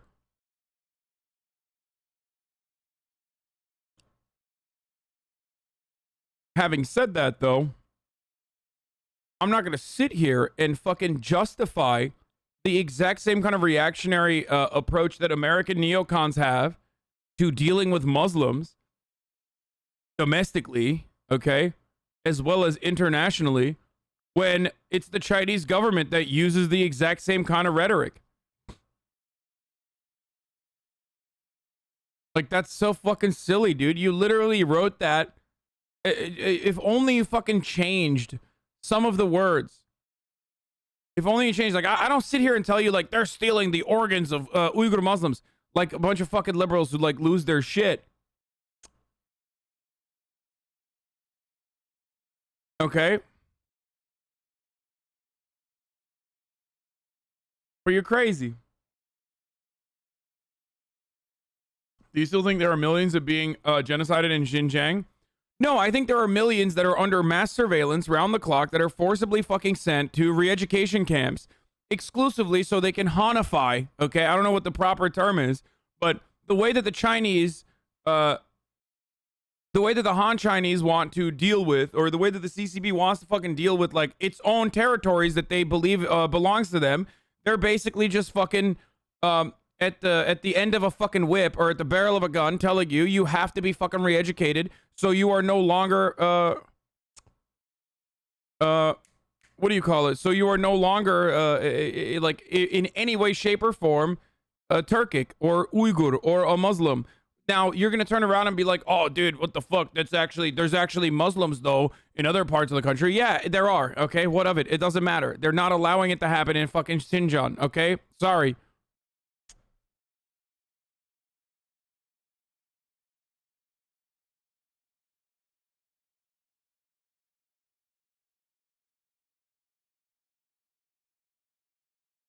Just because they believe the entire world belonged to them, lol. Wait, what?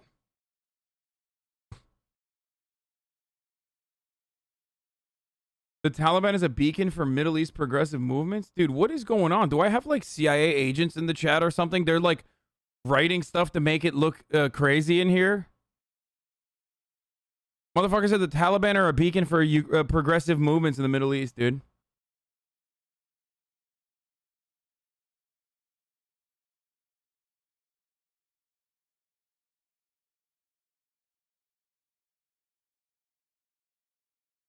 No, you literally just have a lot of insane viewers. I do. I think this is like this is like a magnet for all the most psychotic fucking takes.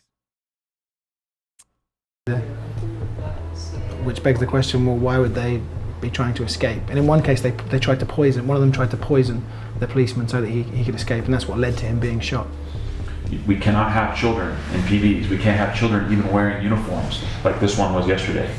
It's against the law. ما کدام تردید ندارم در رفتن ما و تو. ولی موضوعی تو است که ما و تو در جلسه برش گفتیم. Dude, I don't know why people constantly fucking send me these like insane weirdo sources like, oh, it's all Adrian Zenz, it's all Adrian Zenz. Really, dude, it's that fucking hard for you to believe that a global hegemonic power that is literally competing against America and possibly might overtake America is behaving in a way where they want to create an environment of cultural assimilation amongst a group of people that they consider to be separatists? Like, really? That's that hard for you to comprehend? Like, it's all fucking propaganda? Are you psychotic, dude?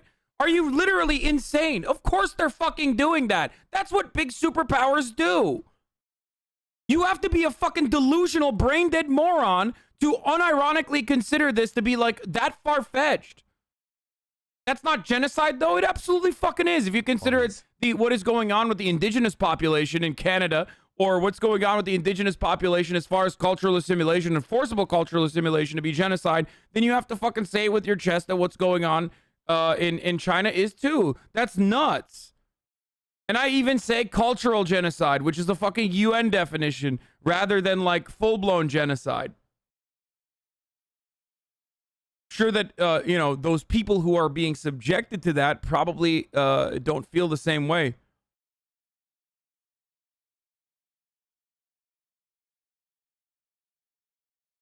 Forced education is genocide. It's not forced education. It's forced re-education. It's not like they're like, hey, yeah, we're going to fucking teach you how to read a book because you don't know how to read a book. That's not how this works.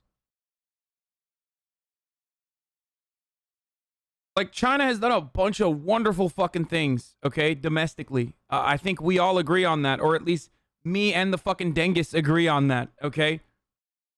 It is also unironically responsible for the reason why every fucking capitalist can turn around and be like, capitalism has uplifted millions of people out of poverty. It's like, yeah, remove China from that equation. Let's see how much capitalism has fucking improved the world and the planet and the fucking third world in general. Okay? And I love high-speed rails, okay? I do. I think it's great.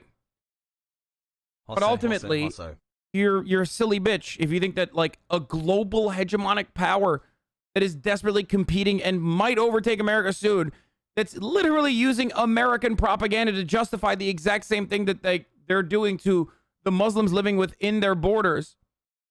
Like, that's crazy, man. That's crazy that that's, like, so far-fetched to some of you fucking psychotic, delusional weirdos, dude.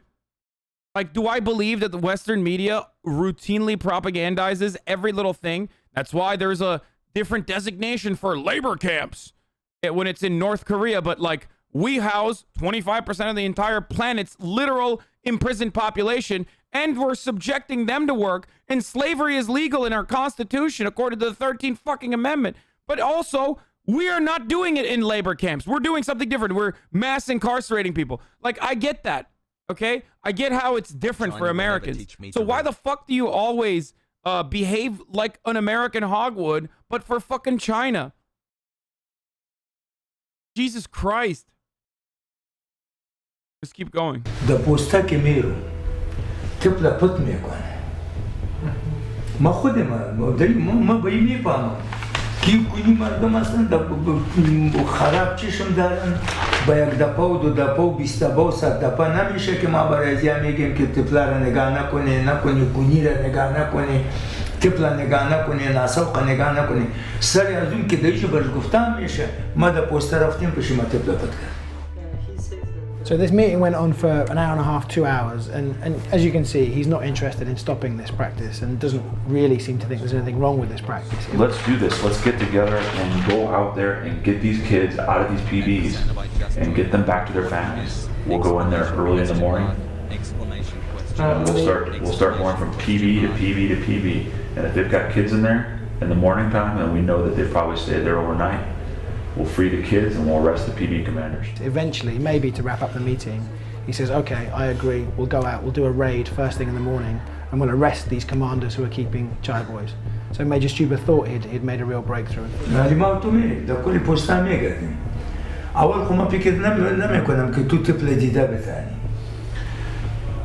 I have things that I can do to help you.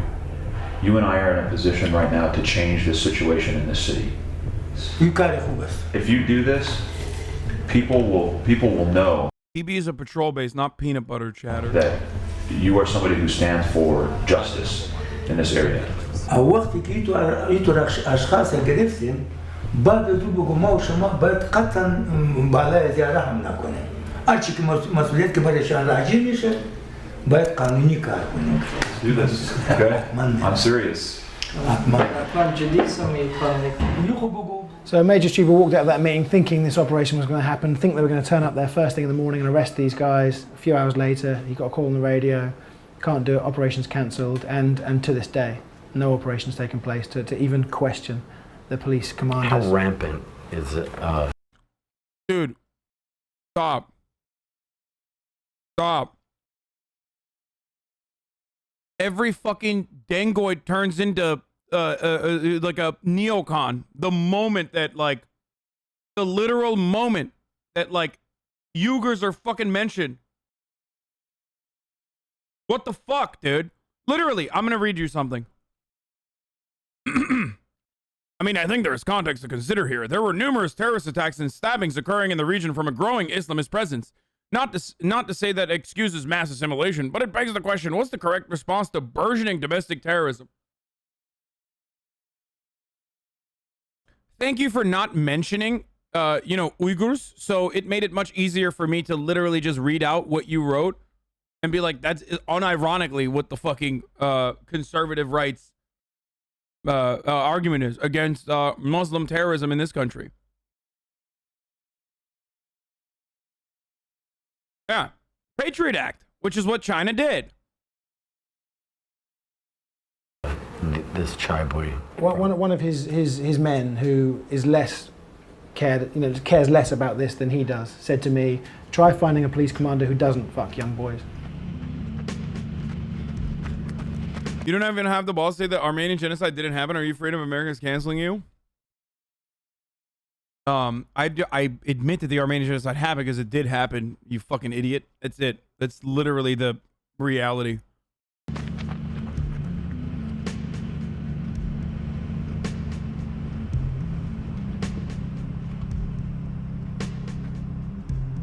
Most of the patrol bases that the British and Americans fought so hard to establish have been abandoned or handed over to the Afghans.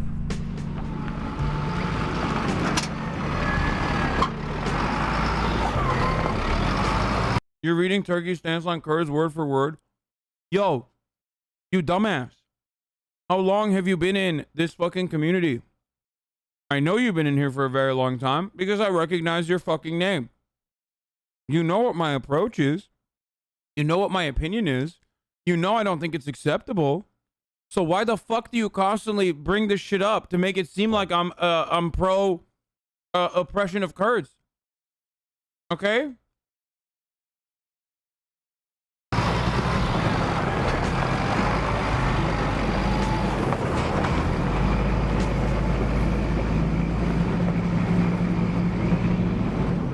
Major Stuber gets, he's bolstered because the actual police chief has returned, a guy called Gully Khan, and 8 days into his job as police chief of Sangin, he had just gone on Hajj unannounced and disappeared for 2.5 months. He'd been accused of keeping Chai boys in the past and been accused of corruption, but said he's come back a new man, and Major Stuber really thought he could make a difference. There's been some things going on here. Bro, he went to re-education camp. Since you've left that are really driving a wedge between the police and the community. The biggest one given outside is that thus far you've had 3 children, young teenagers that have been shot by PPs. All that has happened within the last 3 months. There was one boy killed in this PHQ. There was another boy killed with a PKM across in Cache de la Rey. And we just had a 13-year-old boy shot through the leg at Sadr Khat. And there's a 4th unconfirmed report of a boy who serves tea up at Shamshir Char. There was a fight between 2 PBs, and the boy that they were fighting over, we have reports that he was shot in the face and killed. We definitely have to focus on these because you can do 100 good things and then have a policeman go and do something like that, and then the community, all they focus on is the one bad thing. So I know that's an uncomfortable issue, and I know that's nothing that you would ever allow to have in your PBs, but that's what's been happening here in your absence.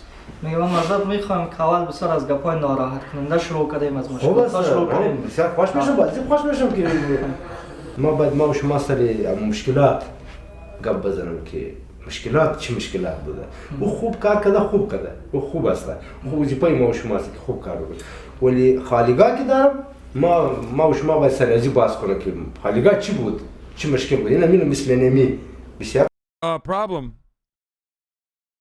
Kids are getting fucked, raped, then they're getting murdered.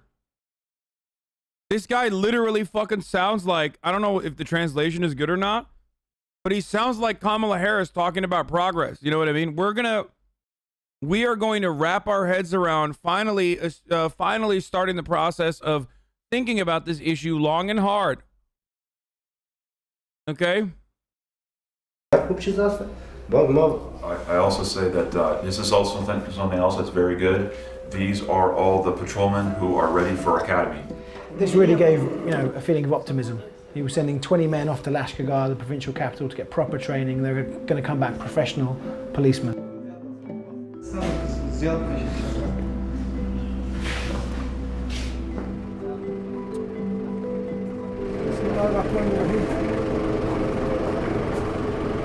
ډیرو ګرانو او محترم سربازانو نن تاسې د خپل د نظم او ډسپلین لپاره او د انضباط او ډسپلین لپاره نوې اکاډمۍ ته استخدامیږئ. شکر دی تاسې ټول داسې نوي ځوانان یا چې په تاسې کې زه داسې څوک نه وینم چې هغه دې یا کوچنی وي یا ضعیف وي. دوستانو اکاډمي ویل زموږ ستاسې دپاره ډېره ګټه لري. تاسې چې هلته اکاډمي واسو استادان لرئ د خپل استادانو درس ته غوږ ونیسئ. تاسې یو څه زده کړئ د دې دپاره ته ځئ چې هلته یو څه زده کړئ او بیا دلته راسئ خپل دغه وطن د دغه خپلې ولسوالۍ دپاره په ښه توګه خدمت وکړئ د دغه ځایه څخه چې ډېر په نظم په ډسپلین په پټه خوله د چا سره کوم جنجال مه جوړوئ د چا سره کوم مشکل مه جوړوئ. تاسې دې دپاره چې خپل درس ووایاست نو ستاسې څخه مې توقع ورزو دا. I swear to God, after watching an hour of this, if you still think like, one, we should stay there, and two, oh no, like, what if China goes there? I don't know what to tell you. Other than the fact that it's the ad break that's coming right now because it's literally 3:59. That is one thing I will tell you. Another thing I will also tell you is that if you no longer want to see the ads, all you need to do is subscribe. You can do it for $5 or for free with a Twitch Prime. If you want an ad-free broadcasting experience, of course. Also, on top of that, you can use an ad block or a VPN. China will just build roads in Afghanistan or something to fuck over America. They're going to send in like 1 million fucking Chinese people to go live in Afghanistan, build roads, and like already they're speaking like the regional dialect and shit, okay? I ship Kevin Abstract and Hasan Piker. I don't know if Anthony Fantano knows I'm straight. But anyway, dude. Oh shit, what was I saying? Oh yeah, I was gonna run the fucking ad break first. Twitch Prime is free though. Here's the woman ad break now.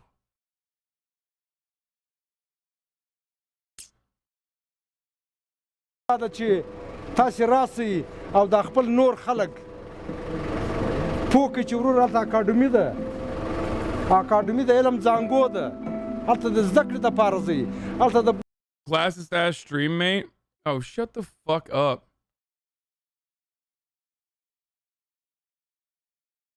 They give you like 11 different ways of fucking avoiding the ad. Shut the fuck up. The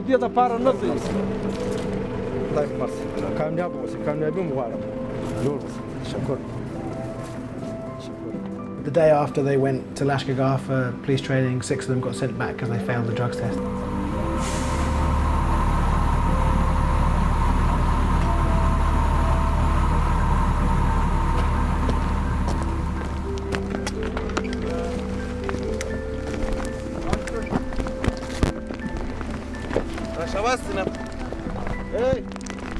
So that was a Marine sweeping the ground. Yeah, sweeping the ground.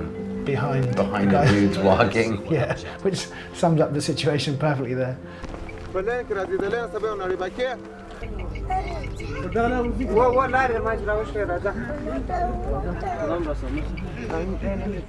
This was an operation to find an IED factory that the police had got intelligence about.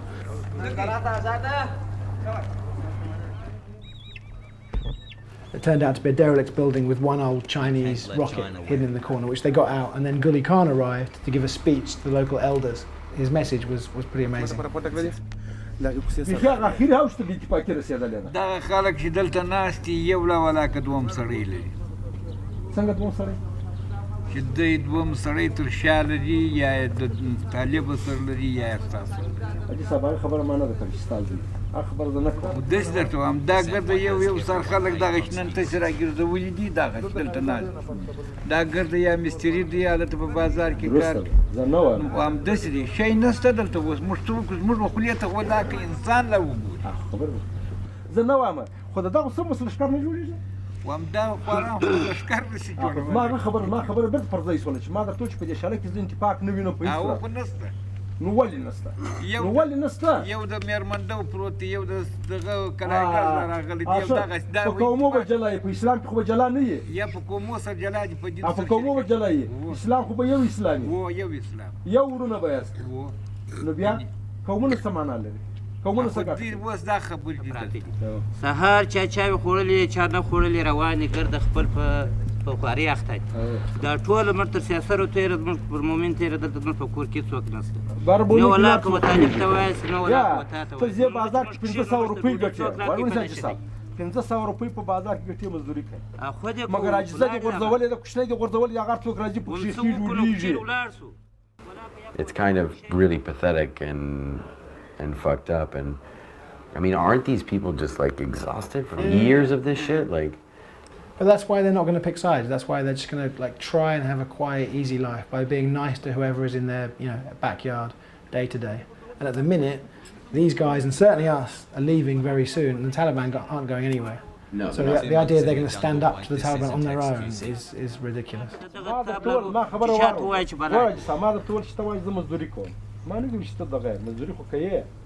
نو چې مزدوري کوي عیال وایي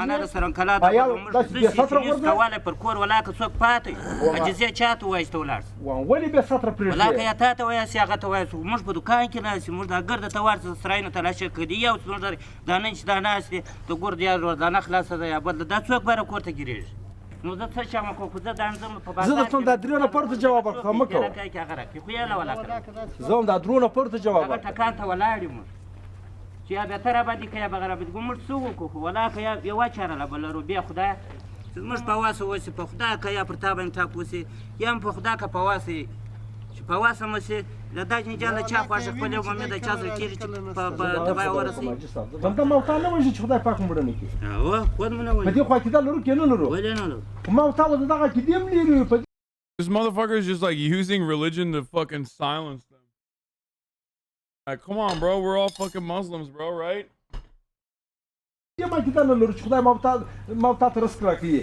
He's saying that despite this national army that's been created, this national police force that's created, you're on your own. And you need to not work, not leave your village, and stay here and stop the Taliban from entering your homes and firing from your homes.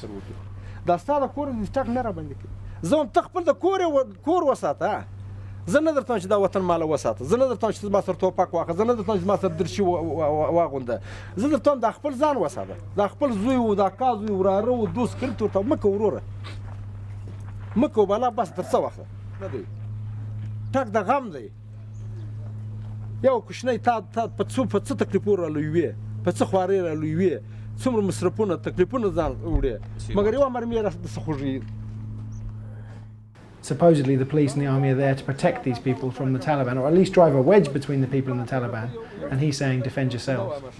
اوس خو به چا زما عسکرو چا تکلیف نه یې درکړی کې څوک والی کې چا ته سپکه کړي کې بله کړي ما ته ووایه چې دغه سړي ما ته سپکه خبره کړې موږ سپکه خبره چاته نه کوو وظیفه مو ده کور هم تلاشي کوو اشتباه لرو باندې کور هم تلاشي کوو زه هم تلاشي کوو که ټک را باندې وسو ټک هم پر کوو مگر چاته تکلیف نه ورکوو تکلیف ته پاره نه یو.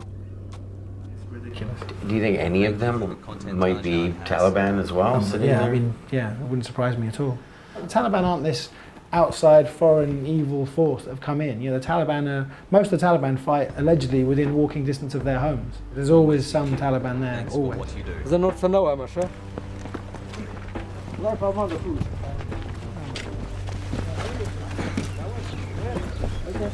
all you get.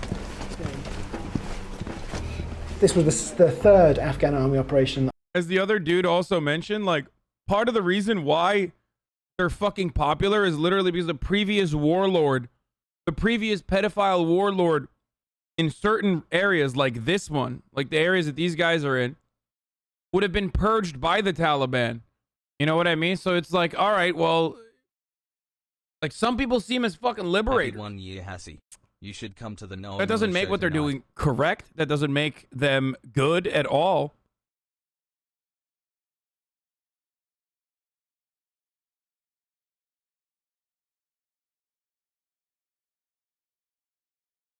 Yes, the lesser evil.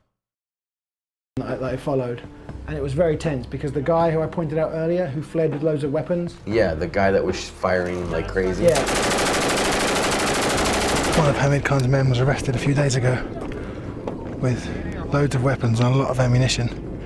And he was planning to kill a number of the Afghan soldiers. He had 3 accomplices who didn't flee, and no one knew if they were still planning on doing it. Double agents or... This day was, you know, everyone was really, even more than normal, watching their backs.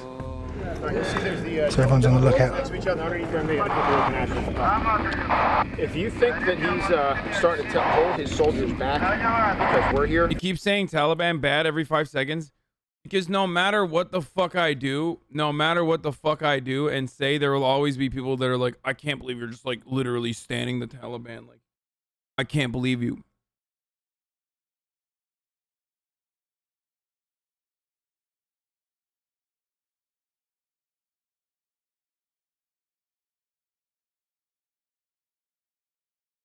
Let me know, because I don't want him to hold the soldiers back.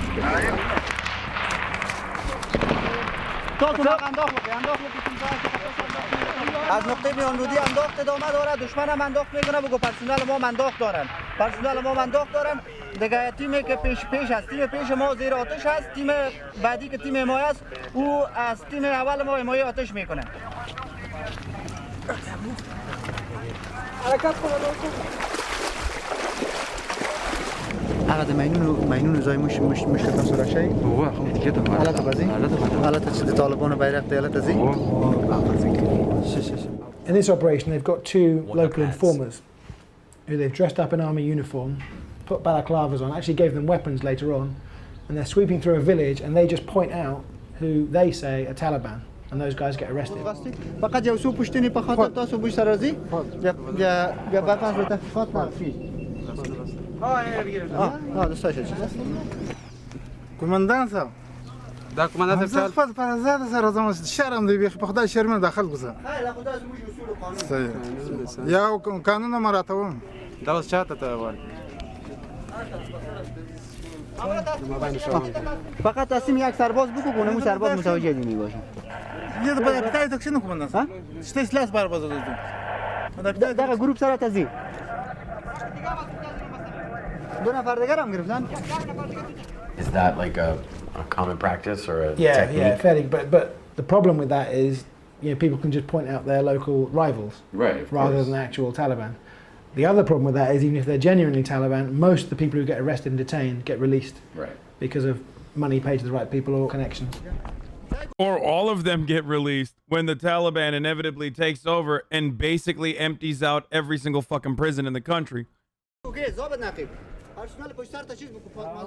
The informer said this man was the former Taliban shadow governor. هم مسافه بتیدشون هم زنگونکیشو پرود بتیدشون. در قبول نفرم چې تاسو واسطه ولدم مشکوک ده. What's up with this guy? ستانو ماجی صاحب شیده؟ محمود. What often happens is they get sent to Lashkar, the capital, but the prosecutor just throws it out for lack of evidence because there is no evidence. It was claimed to me, and again I don't know how true it is, it was claimed to me that the police haven't prosecuted a single successful case in 2 years. Almost.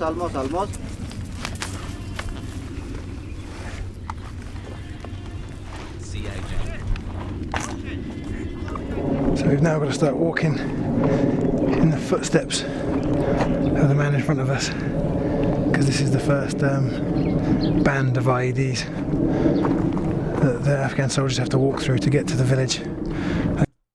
Do you agree that we should stop trying to force Western nation states on these random places? They're obviously just not culturally or geographically fit for this form of government. What do you mean they're not culturally or geographically fit for this form of government? They absolutely can be. Just leave them alone, dude.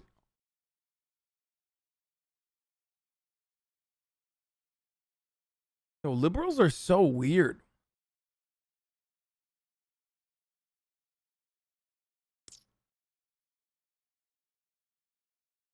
They want to clear out.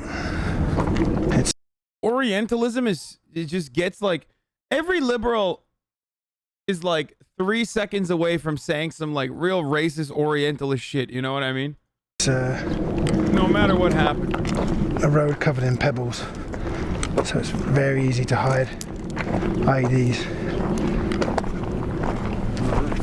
Eh, سر از ممکن چیز زمان ماین بگوشه که اونجا ماین است ماین پاکستان باشه که ماین نباشه که اونجا پیش کامرا بگوشه خط نبری خط نبری بچه‌ها خبر کنه نه ماین ندارد نیست رقم ولا كيف منو خبر مرتر دواز دا خاطر شو سويلان چخار مني خو په دغه لار تاسو زیو راځي دا څنګه بیا تاسو نه دا مې دوم غاښتش دا څوک مو خونو د سړک په غاړه کې یا ناست یعنی دا څه څوک نه و چې خلک ته وایي چې تاسو لار نشئ یا شپږوال ته ناس و دغه سره ملکیان و ملکیان د کورو سره ناس طالبان نشکره یا نو سره نو طالبان په ساحه کې نه راځي سرکټ کې راځي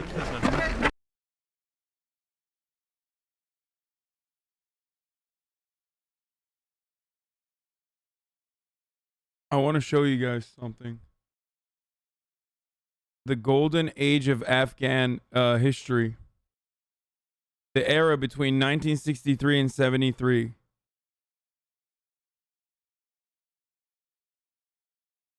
The golden decade.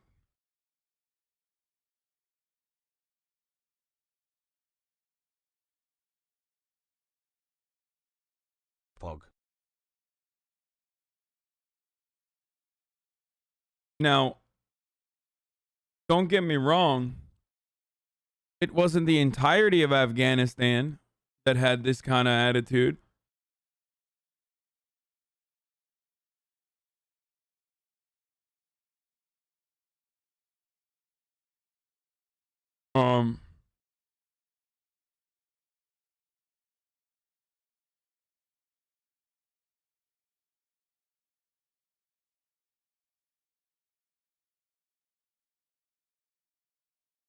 But ultimately,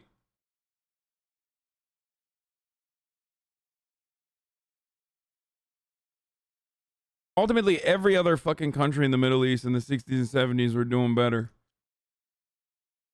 As far as like people's liberation goes. But yeah, this wasn't the entirety of Afghanistan. This was Kabul. And obviously the fucking, you know, mountainous regions were still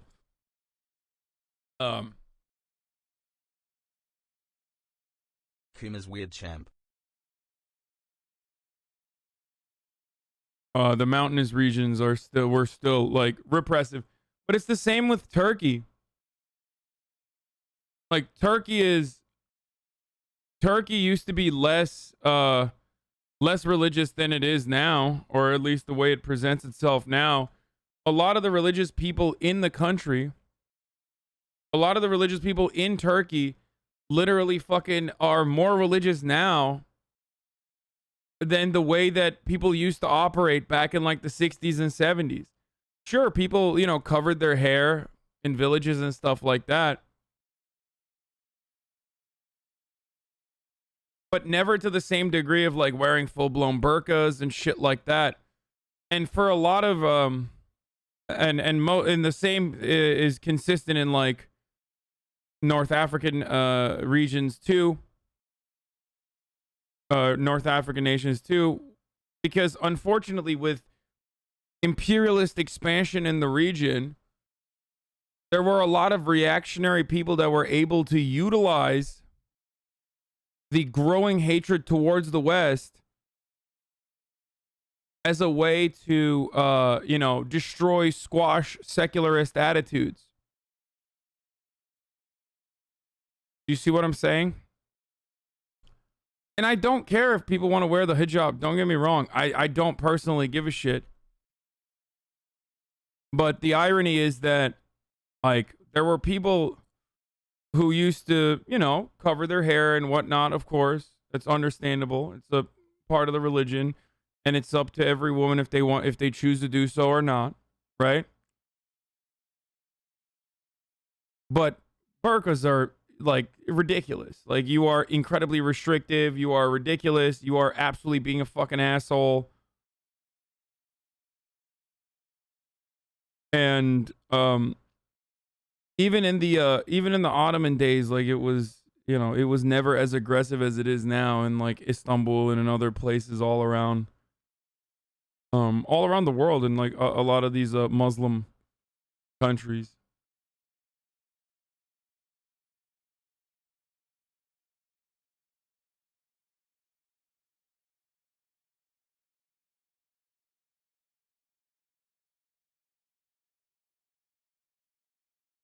Fareed Zakaria. Wait, Fareed Zakaria had a good fucking take on withdrawal? Wearing the hijab was literally forbidden in Turkey. Why are you defending that? It's not true. Wearing the hijab was not forbidden in Turkey, dude. Wearing the hijab in public places, like in public office, was forbidden. Motherfucker. Under laïcité. Yes. But it's not like it was fucking forbidden if you want to wear it, like, when you're going to the goddamn bazaar or some shit.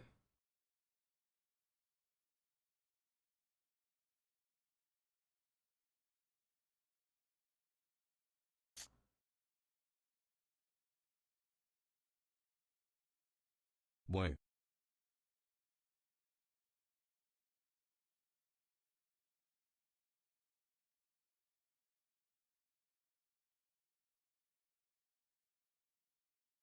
And that was like a massive fucking point of contention.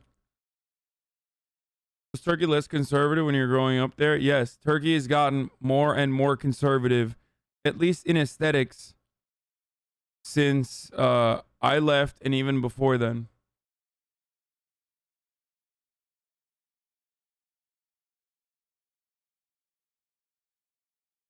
It's a gigantic point of contention for Muslim men and women.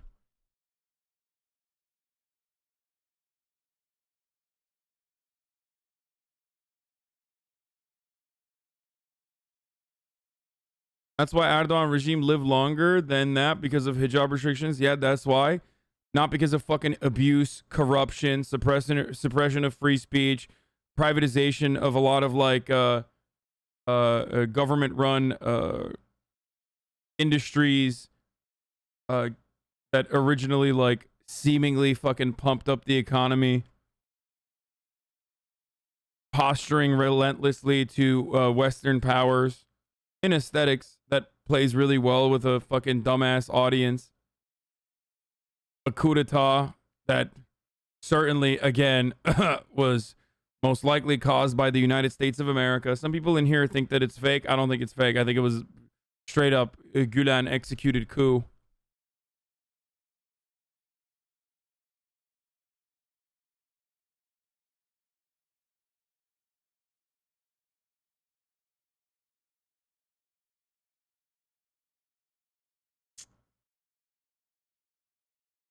Yeah, he will fall at the next election, but I don't think he'll go without a fight. Anyway, let's finish this.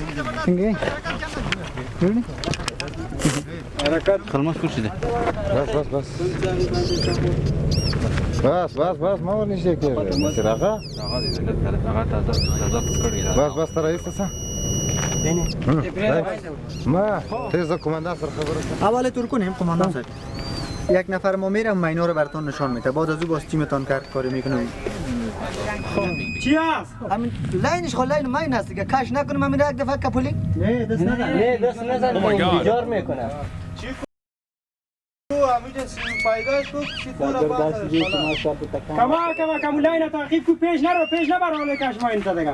is he gonna blow up in this fucking?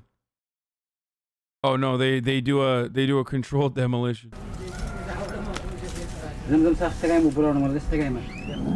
My man says, should I pull it out, bro? Hurt locker. تو کاش که مایدی متوجه بشی خب چه خبراتی که محکم زده به خاطر او به خاطر هیس واتر خبر کنید خب ها بخی از اینجا دور بره از اینجا هی دور بره از اینجا دور بره که زیافه چیز داره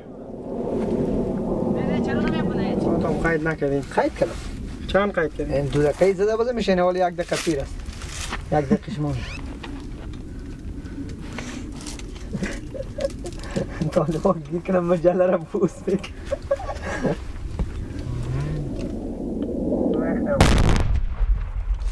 Fuck off! Fuck off! no problem بیا بچه که دیگه گشت کجاست بیا اگه قنبایی که نشون لگید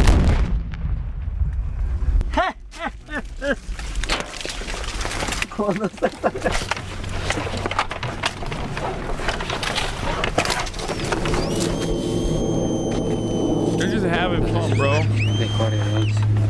Too high. Dua dani main. Dua.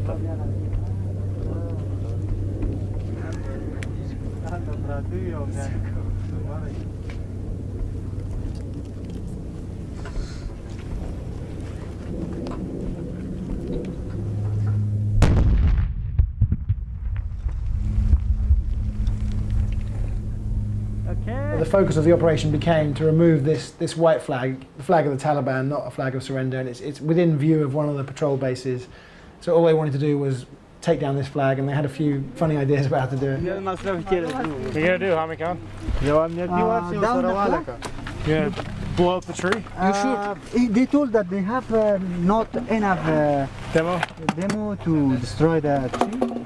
Otherwise, we must down the flag. Yeah, the flag needs to come down, I agree. That's near to our PB, and that shows the Taliban power. But they have no power, they only up their flag here. فلتين ولو كان ماشي یک دو دور دگرد درخ میزدن دی کای راکت دی بیخ درخ دی چپا میشه راکت دینش کجا تو هدف زن داری میزنه راکت اون نزدیک شو اون از جا از اون دیادش لامبار کنه دیاده بغلک نمیتونه زدن نمیتونه شما استقامت شرق ما را ترصد کنید که بیرق پایان میکنیم که کسی سر Bro, like just come on, shoot it with a bazooka from the side. And the guy's like, we don't have anyone that has that level of skill, dude. That's awesome. سری بچه انداخت نکنه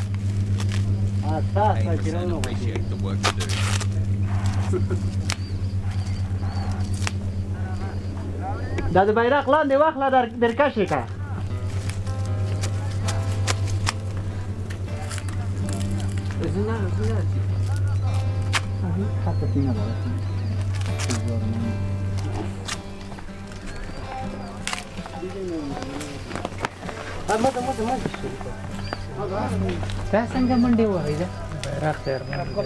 Pretty funny that they like were trying to blow up the fucking tree and almost decided to use a bazooka when it was that easy to fucking take down the flag. So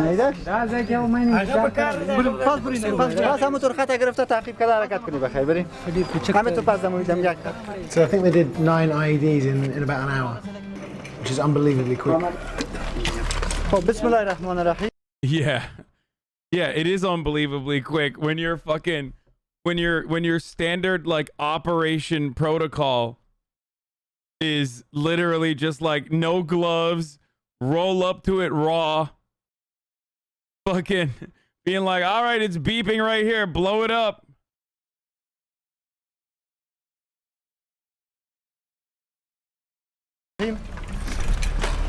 عملیاتی را که ما شما پیش بردیم شکر خدا دستاوردهای بسیار زیاد داشت در قدم اول همی که دشمن در ابتدا بالای ما انداخت کرد پرسنل ما تانستن کم دشمن را ضربه بزنن و هم با یک مصرف مهمات کم بدون تلفات ما تانستیم که دشمن از سایه ما را دور بکنیم که ما Dushman is the same word in Turkish, by the way. تانستیم با کمک مردم محل نقطای مین تثبیت بکنیم. همو 8 9 مینی که بود 8 9 مین ما از ساحه خنثی کردیم. بیرقی که دشمن بالا کرده بود به خاطر نشان دادن قوت و قدرت خود ایران تانستیم پایان بکنیم. با یقین که ما برای مردم خودم نشان دادیم که ما انشالله توانایی از این داریم که پیش از 2014 پیش از این که خارجیات افغانستان به اصطلاح تخلیه بکنن ما توانایی از این داریم که مسئولیت امنیتی افغانستان به دوش خود بگیریم. همین که ما امروز میپذیریم با همه کمی و کاستی خود داخل ساحه میشیم، برای خارجی میگیم که شما را دیگه ما ضرورت نداریم. دیگه شکر خدا از نقطه نظر تشکیلات، از نقطه نظر تجهیزات، از نقطه نظر مورال، از نقطه نظر فعالیت. I have no fucking idea what language they're speaking, by the way. It sounds a lot like Farsi, but they're speaking Dari. Pashtun. It's Pashto.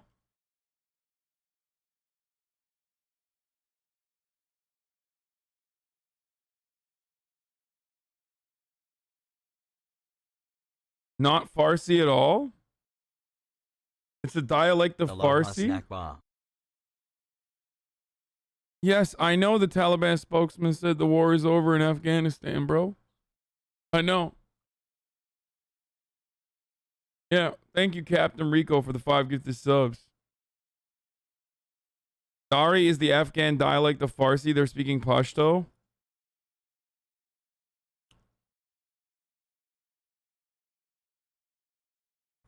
ما رو ببی دست بالای خدا داریم، برای ملت خود اطمینان میتیم. هیچ طالب کاری کرده نمیتونه. از توجهتان تشکر. برونو دختای پامان. نعره تکبیر. نعره تکبیر. تکبیر. نظام پایت.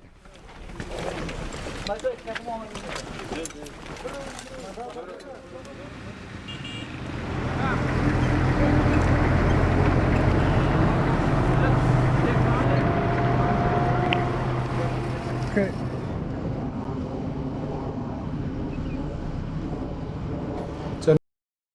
Such a lib take to be like, look at these Afghan women in the 70s. They're not wearing oppressive Muslim hijab. Bro, do you not understand that being prevented from wearing whatever you want, which was the case in Iran, hijab was restricted, is also oppression? Yo, do you want a fucking hot take, dude? I'm going to keep it 100 with you. Countries with 90% Muslim populations should be allowed to fucking implement laïcité if they want to. Whereas countries where Muslims are the minority population, like France, are unironically being incredibly Islamophobic and incredibly restrictive. There you go, dude. You finally got me to say it, okay? Yeah, I said it, dude, okay? I do fucking 100% believe that, like, yes, it is unironically a sign of progress that women are able to literally wear whatever the fuck they want. Jesus Christ, dude.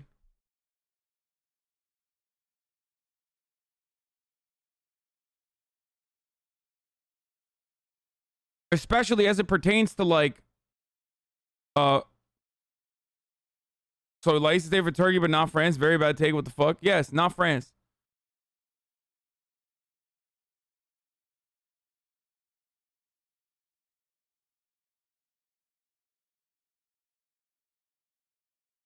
And not Quebec either. Isn't that the inverse? I don't see it being consistent. Can you expand more? At Hassan Abi, how many languages you speak, brother? New rule. France isn't allowed to do anything. That's the second rule. Okay, first rule, not allowed to do laïcité. Second rule, not allowed to do fucking anything. Pog.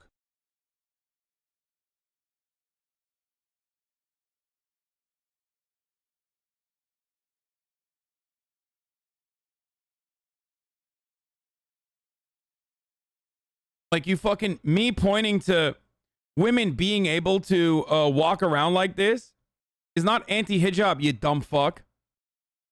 Women being able to wear, like, whatever the fuck they want is, unfortunately, given our patriarchal history and patriarchal constructs that are deeply embedded into every fucking societal development, is a sign of progress. Okay? This has nothing to do with, like, letting women fucking wear hijabs if they want to or not. And everything to do with like this, unironically, is a sign of fucking progress. It literally is. You can't do that in a lot of countries that lose sight of that progress. So shut the fuck up. If laïcité is what it takes, like... Enforced can be considered male version of hijab.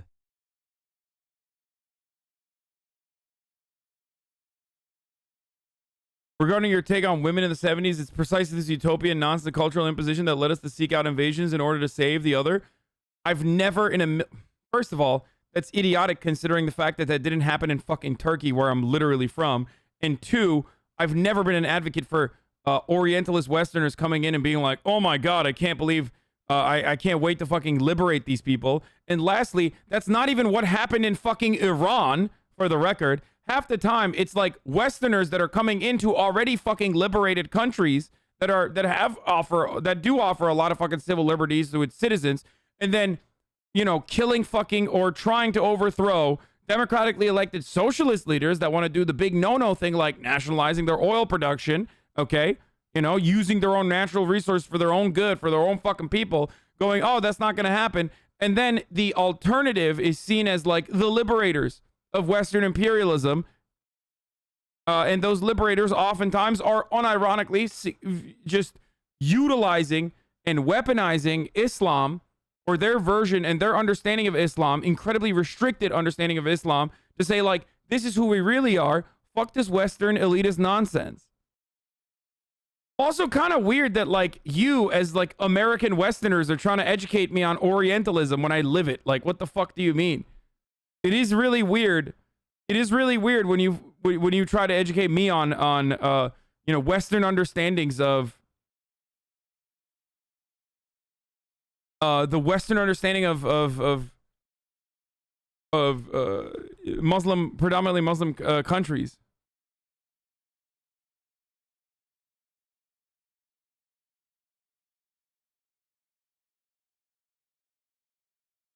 Stop pretending you're not an American. I am an American citizen, you fucking idiot. I am. I'm an anchor baby. I have an American citizenship and a Turkish one. I grew up mostly in Turkey. I grew up in Turkey until I was 18 years old. Huh.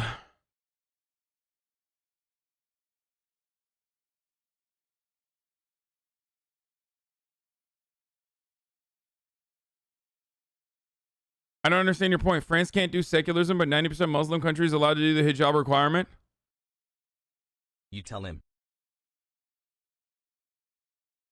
I said a country like France enforcing not secularism, laïcité, on Muslim immigrants is restrictive because Muslim immigrants in that situation are living in a Western nation that want to fucking wear the hijab regardless. They want to wear it. And France saying you can't do it. However, when I said the Muslim 90% Muslim country requirement, or the 90% Muslim country thing, I said I don't have a problem with laïcité when it happens in a country that is predominantly Muslim. Okay?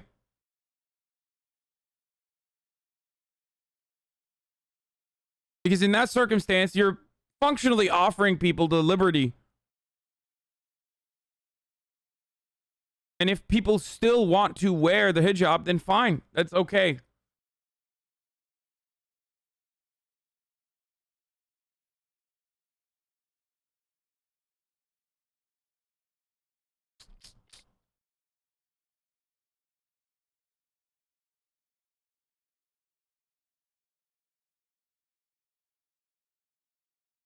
You just have a problem when white people do it?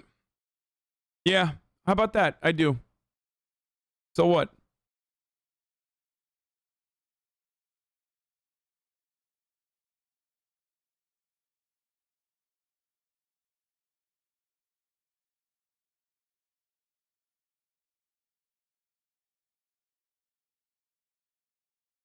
But it has never worked. It only sounds good in theory. In Turkey, it failed. And in Iran, it was implemented by a terrible, incompetent government. Wait, what?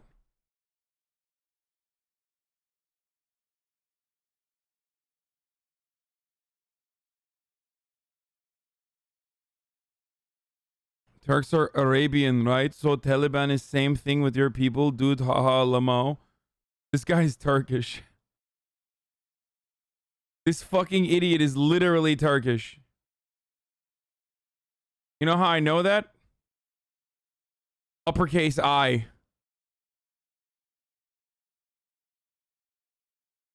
This fucking Turkish dumbass. Gerizekalı.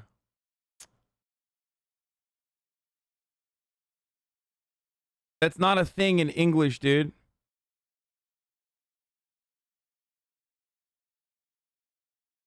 Yo, peep this article. Because we have and E.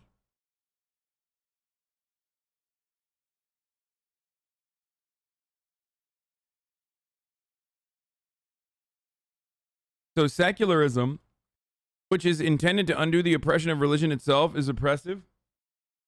Secularism, when weaponized against specific groups of people who already have the option to not wear a hijab and still choose to do so, is oppressive. Secularism in a country where, it might be a little bit more frowned upon to not wear a hijab so that women can have the opportunity to, if they want to, not wear the hijab, is not as bad. Yes, secularism is bad and theocracy is better. Hasan has all the hot takes today. Wait, what? Is that what I said? Oh, I was repeating that person. Wait, you think I'm saying theocracy is better? Is that what?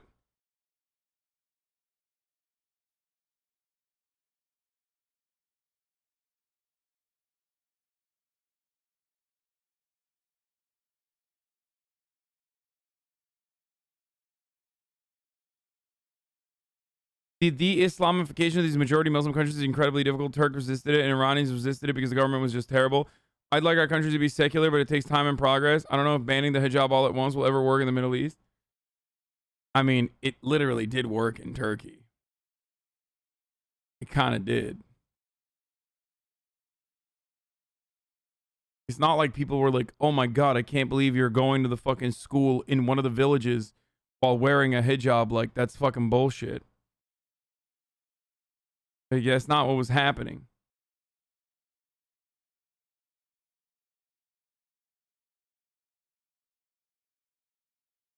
I'm also 100% without a doubt in favor of a burqa ban. Like, fuck it, I'll say it.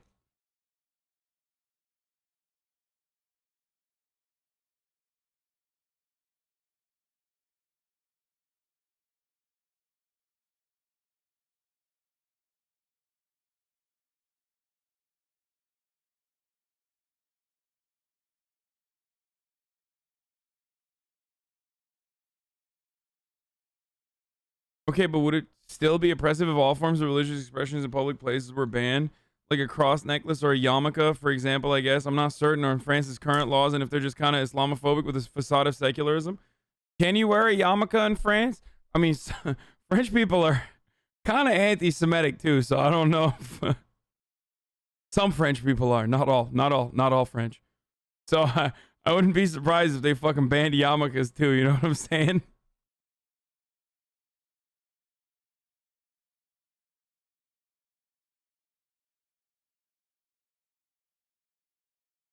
As a Sikh, we can't wear turbans in France. Wait, that's what I'm saying. That's ridiculous. That's literally fucking ridiculous. And I don't have a problem with women that want to wear a niqab either, by the way. Don't get me wrong. I just want to be able to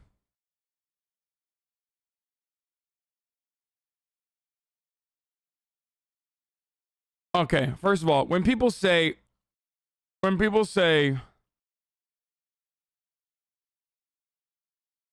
what about nuns of the Amish law? I don't know what you mean by the Amish, but when you say what about nuns, like that's like a uniform, dude. We're not talking about that.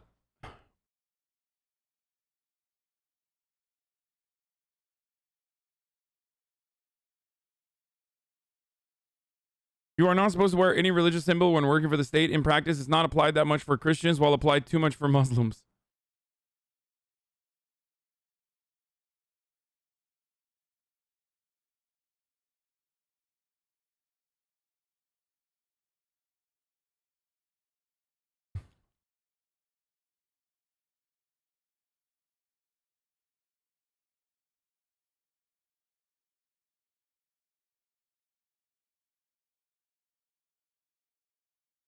Yeah, but in a lot of cases, not the women choosing to wear the hijab / burqa, is the husbands and fathers forcing them to. Yeah, you've literally never talked to a Muslim woman, I don't think.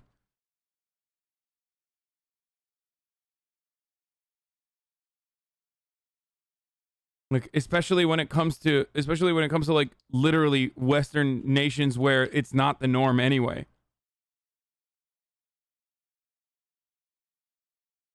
This motherfucker said, "Have you?" You're joking, right? Like when you say stuff like, "Have you talked to a Muslim woman?" Like that's a joke, right? Like you're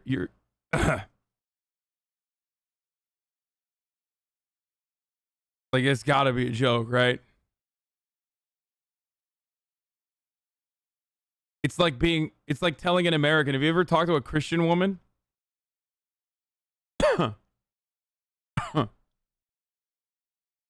I guess it's wonderful that, you know, it's gotten to a point where this community's grown to a degree where like they don't know what my background is or where I grew up or anything like that.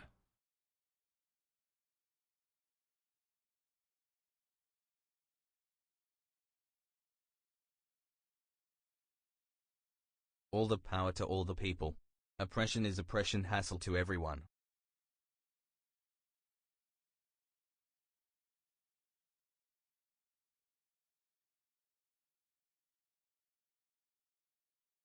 Anyway, let's keep But going. meanwhile, back at the headquarters, Major Stuber is still wrestling with the same terrible problems.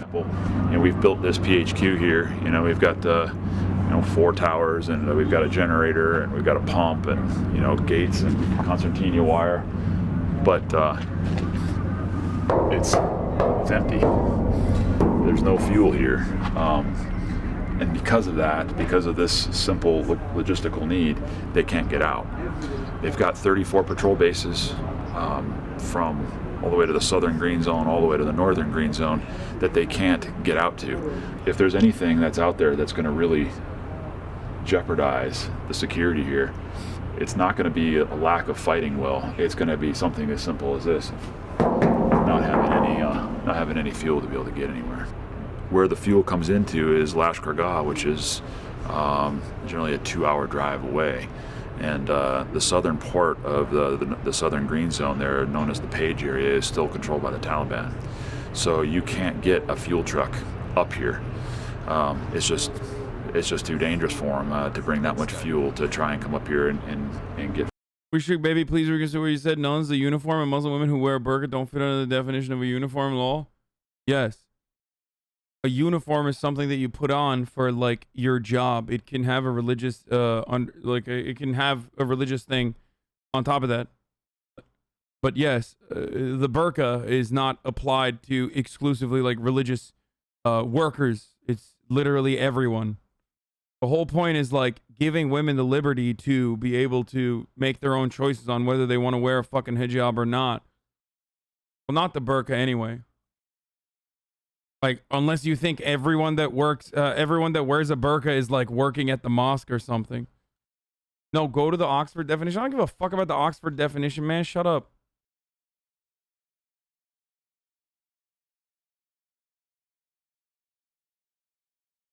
Bro, yeah, chatters are like arguing with something that even the Taliban no longer believes women should be forced to do, by the way.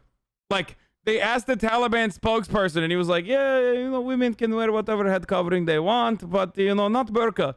That's too much. And chatters are like, dude, why can't women wear burqas, bro? Shut the fuck up. Like, literally the Taliban earlier today said, no more burqas.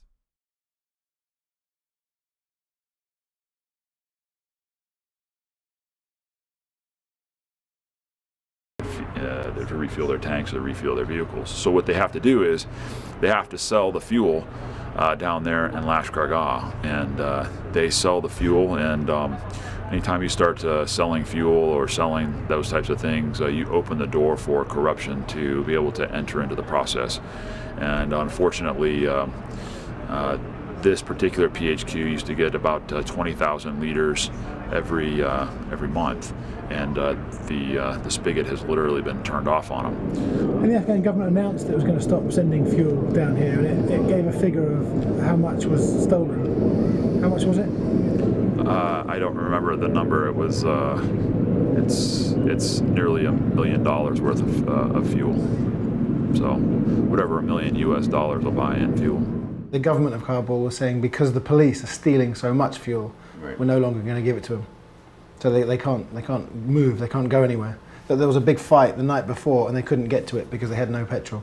And the thing is, they just assumed that the Marines would... No, the niqab is not the same as a burqa. And like in Turkey, dude, there are so many different sects under Islam and so many different understandings and interpretations of Islam that every single different kind of head covering can signal to, okay? I don't know if you are unaware of this or not. There are very, very different, varying degrees of varying degrees of repression associated with each, all the way up to just absolute liberty, like the choice to be able to wear it. What is this? Yeah, here, this. A niqab, a veil covering the head and face, but not the eyes, usually worn with a loose black garment, abaya. I don't, this is not what I mean when I say niqab. I mean hijab. And even then, there's like different ways of wearing the hijab as well. Burqa is like full-blown veil that covers the entire body and face with a mesh window and grill across the eyes for a woman to see out of.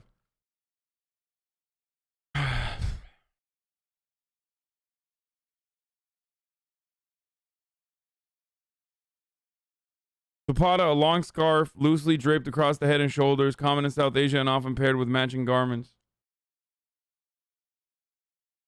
Yeah, when I say niqab, I mean the veil. I'm talking about the veil, not like the face covering either. Okay? I don't even mean like the face covering. I just mean like the veil.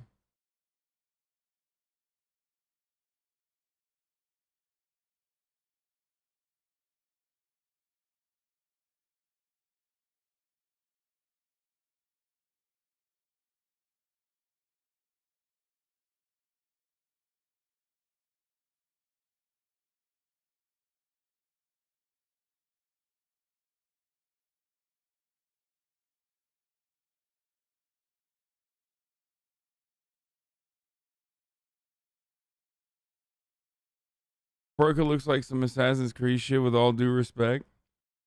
No, it is like, it's literally like the most.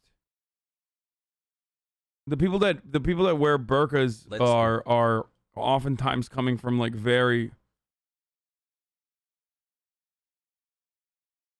more oppressive, more repressive Muslim cultures.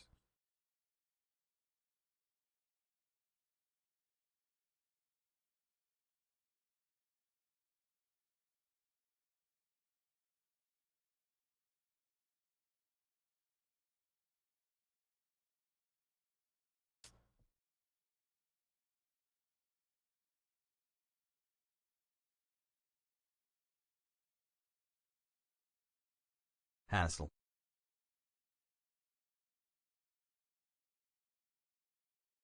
I mean, there are women who literally choose to wear the face covering. Do you just attack them for that? Yes. Jail them. No, dummy. You can wear whatever the fuck you want at the end of the day. I have to say but thank you for babysitting when I'm my talking about fiancé like every day for me. predominantly Muslim countries, oftentimes the choice is not offered, okay? So you have to offer it at the government level. That's why I make that distinction between Western nations that decide to enforce secularism, hyper focusing on Muslims for some weird reason and not other religious choices, And have never seen a burqa in my life. versus in majority Muslim nations westernizing Islam. Yes, I think, dude, you want to call it westernizing, then yeah, I'm fucking on board with that kind of westernizing. I think it's ultimately a good thing.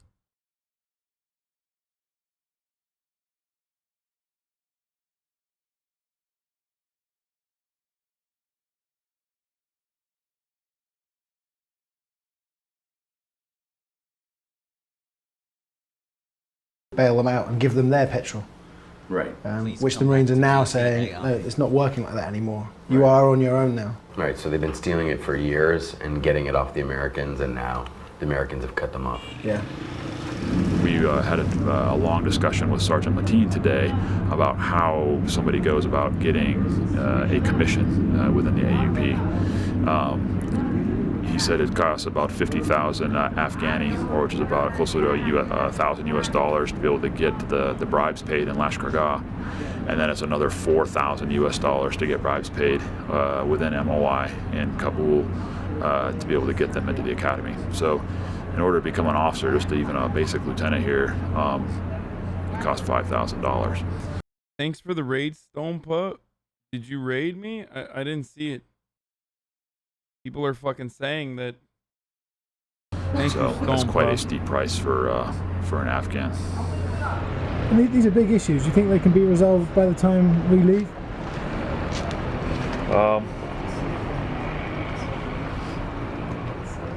No, not by that timeline. These are serious logistical issues, and the difference being that other militaries have educated people that are working very complex systems, and this is a very complex system. This right here, this generator right here, is a very complex piece of machinery. They don't have the technical know-how to be able to operate this and run it. They don't have the systems or organizational know-how to be able to get fuel from their, through a distribution center to be able to fill up this tank. I only have basically 5 months to be able to teach them how to do this stuff, and then the next team's going to come in, and then we're going to spend a month trying to get. They're going to learn the AO for another month, and then they're going to have their time here and driving the bus, so to speak, and they still have to learn all this process and how it goes. So our actual amount of time that we have. Motherfucker, you had 20 years to teach him. This dude. This video is from 2012, probably shot in like 2011. Okay. 9 months. So no, he didn't have 20 years. This isn't from like last week, bro. I know it seems like it because, the problems persist until this moment.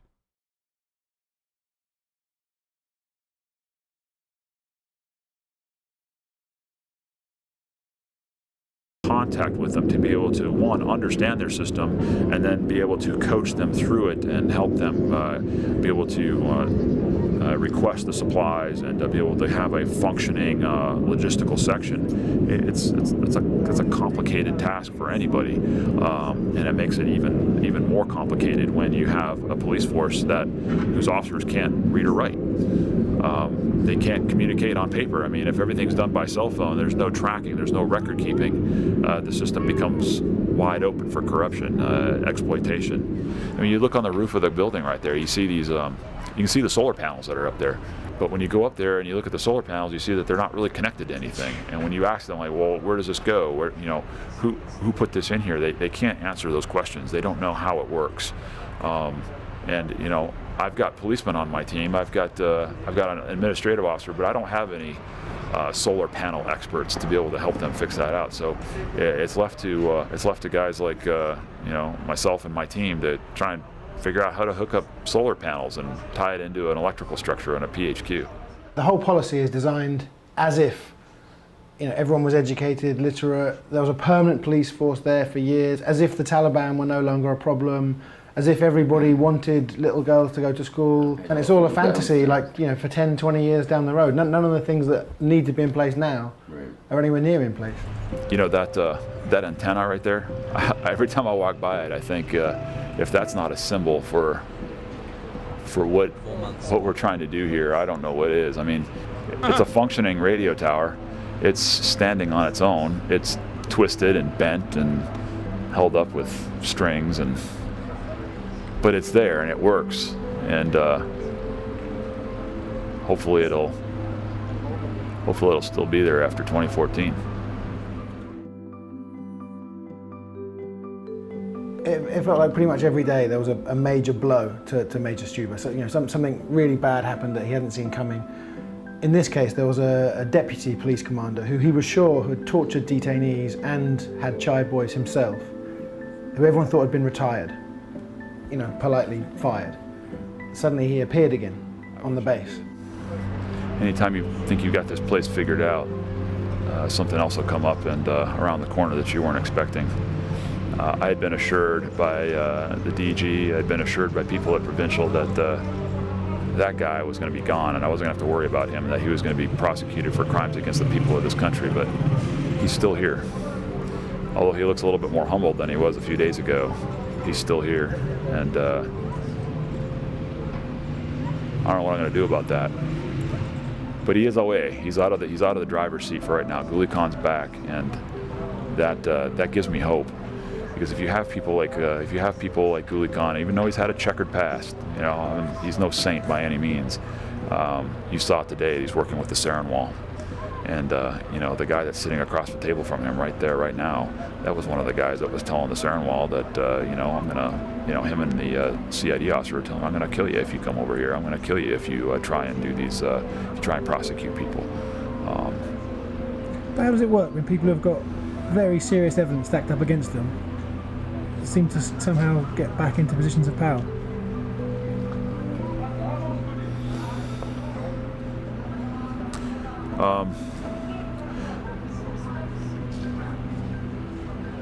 I don't know. I don't know. I mean, the case on that guy is pretty open shut, if you ask me. But apparently, somebody at MOI, somebody at Provincial didn't think so. So he's back. I guess money talks. So Ghuli Khan returns and brings this slight sense of cautious optimism.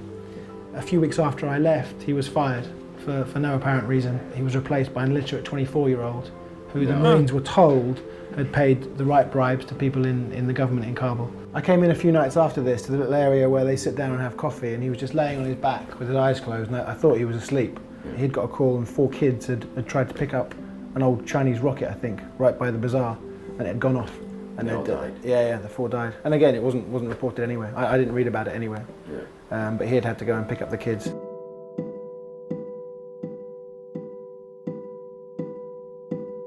How many Marines do you think there are, like Major Stuber, that are torn like that know the truth? I mean, that's a big thing that no one's talking about, is you've got hundreds of thousands coming back and hearing these statements, knowing it's utter bullshit, and I'm sure are coming back to all kinds of psychological problems and seriously demoralised.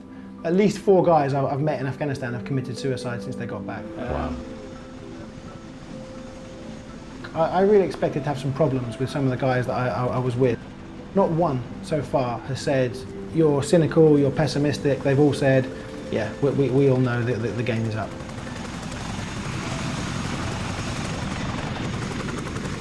That's all you hear now is it's a success because 75, 80, 90% of the country is now in the hands of the Afghan security forces.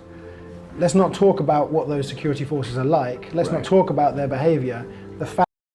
Well, no worries. Now 100% is in the hands of the Taliban, so.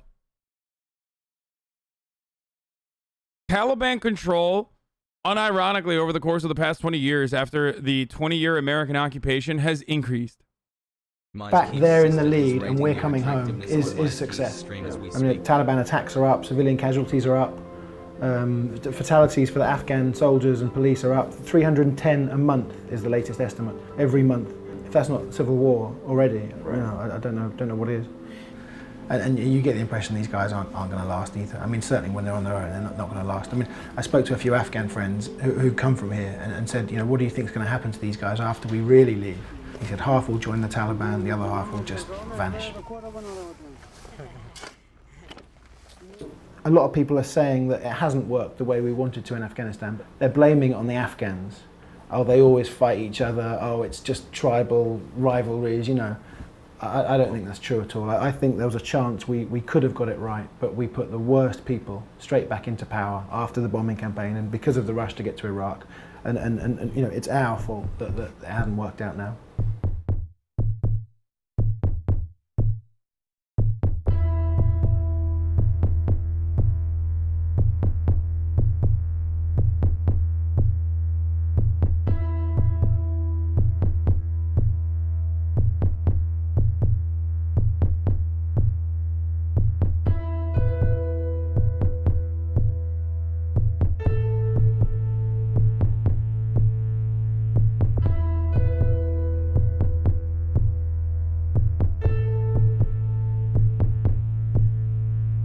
#1, baby.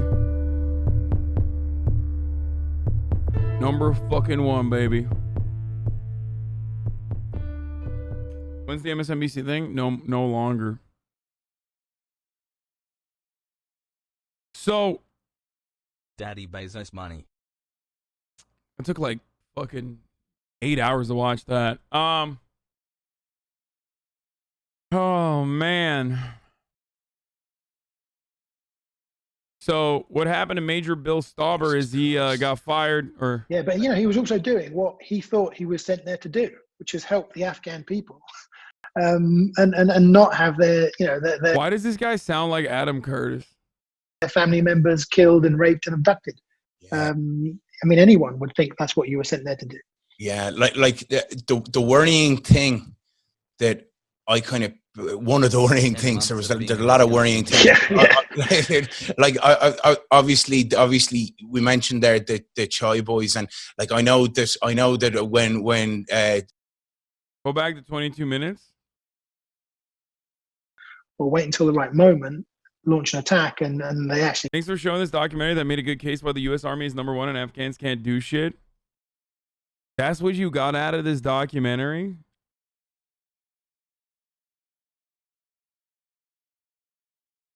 That's literally what you got out of this documentary?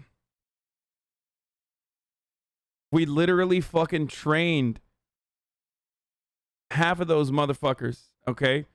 We trained the same people that became the Taliban, okay, to purge out the Soviets in Afghanistan.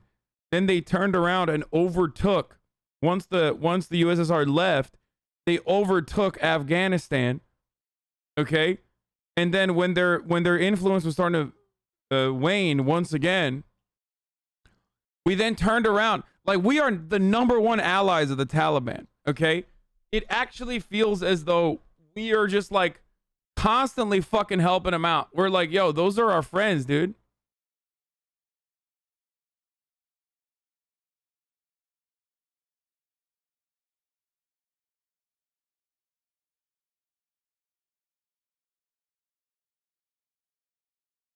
If you want to see more from Ben Anderson, he has a documentary called Battle for Marshall that followed my platoon/company in Afghanistan. Really?